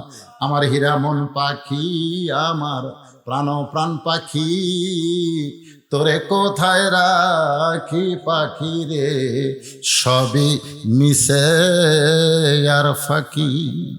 কোন বনেরই পাখি তুমি, রোহের জগতে ছিল। ধরে কোন কোথায় ছিল? কোন বনেরই পাখি তুমি, কোন বনেতে আইলা, আবার কোন বনেতে যাইতে হবে, কেমনে ভুইলা গেলা। কোন বনেরই পাখি তুমি, কোন বনেতে আইলা, আবার কোন বনেতে যাইতে হবে কেমনে ভুইলা গেলা, রুহের জগৎ থেকে তুমি দুনিয়াতে আইলা, আবার দুনিয়ার জগৎ ছেড়ে কবরের জগতে যাইবা, আবার কবরের ওই জগৎ ছেড়ে জান্নাত হবে তোমার ঠিকানা। আল্লাহ যেন কবুল করে, জোরে সোরে বলে আল্লাহুম্মা আমিন। আস্তাগফিরুল্লাহ আল্লাযী লা ইলাহা ইল্লা হুয়াল হাইয়ুল কাইয়্যুম ওয়া আতুবু ইলাইহি। আল্লাহুম্মা সাল্লি আলা মুহাম্মাদ, সবাই পড়েন আল্লাহুম্মা সাল্লি আলা মুহাম্মাদ ওয়া আলা আলি মুহাম্মাদ কামা সাল্লাইতা আলা ইব্রাহিম ওয়া আলা আলি ইব্রাহিম ইন্নাকা হামিদুম মাজিদ। আল্লাহুম্মা বারিক আলা মুহাম্মাদ ওয়া আলা আলি মুহাম্মাদ কামা বারাকতা আলা ইব্রাহিম ওয়া আলা আলি ইব্রাহিম ইন্নাকা হামিদুম মাজিদ। সবাই যাদের বাপ মা কবরে গেছে, অথবা বাবা গেছে, মা গেছে, অথবা বাপ মা দুইটাই কবরে গেছে, অথবা বাপ মা জীবিত আছে, বাপ মা জীবিত থাকা আল্লাহর নিয়ামত, কবরে গেলে আমরা হব তাদের জন্য নিয়ামত। জোরে কোন সুবহানাল্লাহ। হ্যাঁ, সবাই সবার জন্য দোয়া করব। আল্লাহর কাছে আমরা হাত তুলে আজকের মাহফিলের সম্মানিত সভাপতি চেয়ারম্যান সাহেব বক্তব্য দিবারই চাচ্ছিল না, কিন্তু এই ক্যামেরার কারণে, কারণ এই যে ক্যামেরা আলাদা দেখেন, এরা এত এত দুই একটাকে আমি দেখি এত বড় সিটার, এরা খালি প্রধান বক্তার ওয়াজ রেকর্ড করে। এর আগেকার বক্তা যতই ভালো ওয়াজ করুক সেগুলা কিন্তু করে না। এরা কয় আমার ইসলামের খেদমত করে। ইসলামের খেদমত করলে সব বক্তারই ওয়াজ তোলা লাগবে। জোরে কোন কথা ঠিক কিনা? তাহলে ভাইরাল বক্তার ওয়াজ এরা তোলে, ভাইরাল বক্তা। বুঝলিস এই বুঝলিস নাম দেখি তো শলি দেখবি রে, এই আড্ডা তোল। আমার জামাই এর আগে যে কত সুন্দর ওয়াজ করলো ওরে তুলে দিলেন করছেন। হ্যাঁ, এইবার বোঝা যাবে, আমি সার্চ করবো। এতদিন আমরা শ্বশুর জামাই একসাথে ওয়াজ করি, এরা খালি আমারটা তোলে কেন? এই বুড়াটা তুলে কি করবো রে? চলে মানে কি? এমন কোন বাংলাদেশের মানুষ নাই যাই বলছি তোর ওয়াজ শুনবি। আমি খালি চিন্তা করি তোরা তো দেখিস নিয়ে মালটা দে কালো, ওয়াজ শুনতে ভালো কিন্তু দেখতে আমি কালো। জোরে কোনো কথা ঠিক কিনা? তারপরে মাশাআল্লাহ বয়স হয়ে গেছে, 37 বছর হলো ওয়াজ করতেছি। আমার সাথী বক্তাগুলো সবই মরে গেছে। সিদ্দিকুর রহমান যশোরী মারা গেছে, এক সাঁতার বক্তা ছিলাম। আমার রেজাউল করিম কাউসারি ভাই মারা গেছে। তারপরে ভুয়া গা গেছিল বাগাবাড়ি, এরপরে ভুয়া গাতে আব্দুল কাদের সিদ্দিকী ভাই আমার একই সাতকার, ও মারা গেছে। আমার আলম ইয়া, তারপরে জাকারিয়া ভাই খুবই অসুস্থ। এই সব অসুস্থ হয়ে আছে, আমিও তো অসুস্থ। যাওয়ার অপেক্ষায় আমরা সবাই আমরা যাব ইনশাল্লাহ। কিন্তু আমাদের যাওয়াটা যেন আজকের আলোচনা মোতাবেক মুসলমান হিসাবে আল্লাহর জন্য আল্লাহ কবুল করে। ধরে কোন আমিন। আল্লাহুম্মা আমিন। আল্লাহুম্মা আনতাস সালাম ওয়া মিনকাস সালাম তাবারাকতা ইয়া যাল জালালি ওয়াল ইকরাম। আয় আল্লাহ তাআলা, সেই মাগরিবের নামাজের পর থেকে এই গভীর রাত পর্যন্ত তোমার পাগল বান্দারা আরামের বাড়ি, আরামের ঘুম বাদ দিয়া, আরামের বিছানাকে ভুলে গিয়া এই জান্নাতের বাগানে বসে বসে কোরআন হাদিসের আলোচনা শোনার শেষে আমি গুনাহগারের সঙ্গে আখেরি মোনাজাতে রহমতের দরজায় ফকির হয়ে দোকানা হাত তুলেছি। আল্লাহ মেহেরবানি করে আজকের মাহফিল আমাদের সকলের হেদায়েতের জন্য, নাজাতের জন্য, জান্নাতের জন্য কবুল করে নাও। এই মাহফিলের শুরু থেকে শেষ পর্যন্ত যত আলোচনা হয়েছে আল্লাহ, এর মধ্যে ত্রুটি হলে ভুল হলে মাফ করে দিও। এর যা হাদিয়া মঞ্জুর করো। সোনার মদিনা রাসূলের রওজা মুবারক আল্লাহ কবুল করো। মনে বড় আশা ছিল যাব মদিনায়, সালাম আমি করব গিয়া নবীজি রওজায়। মনে বড় আশা ছিল যাব মদিনায়। আল্লাহ বলে, ও আমার বান্দারা, মদিনায় যাবার না পারলে কি হবে? তুমি যেখানে থেকে নবীর প্রতি দরুদ সালাম পেশ করবে, আমার ফেরেশতা নবী রওজার পাশে তোমার নামে জমা দিয়া দিবে। আল্লাহ, তোমার রহমতের দরজা আরজ করি, বাবা আদম থেকে ঈসা আলাইহিস সালাম পর্যন্ত সকলের রূহ মুবারকে আল্লাহ তুমি কবুল করো। সাহাবায়ে কেরাম, উম্মাহাতুল মুমিনিন, শহীদ শহীদান, জান্নাতুল বাকি, জান্নাতুল মাওয়া সহ পৃথিবীর যত গোরস্থানে মুমিন মুমিনাত শুয়ে আছে আল্লাহ সকার ওয়াফরে হাদিয়া কবুল করো। আল্লাহ যে গোরস্থান উপলক্ষ করে আজকের এই মাহফিলের আয়োজন, আল্লাহ এই 6 ঘরিয়া পুণ্যমাগাতের গোরস্থানে যারা শুয়ে আছে আল্লাহ রে, ফিলিস্তিনের খবর পাচ্ছি মুসলমানের কি হচ্ছে, আমেরিকার খবর, রাশিয়ার খবর, ইউক্রেনের খবর, কিন্তু আমার ঘরের পাশে বাপ মার কবর। এত কাছে থেকে এত দূরে কোনো খবর আমরা জানি না। আজকে তোমার কাছে আরজ করি আল্লাহ, এই গোরস্থানে যারা শায়িত তাদের সকলের কবরকে জান্নাতের টুকরা কবুল করে না। একটা বার একটু অন্তর দিয়া খেয়াল করে দেখেন, আমাদের ভিতরে যাদের মা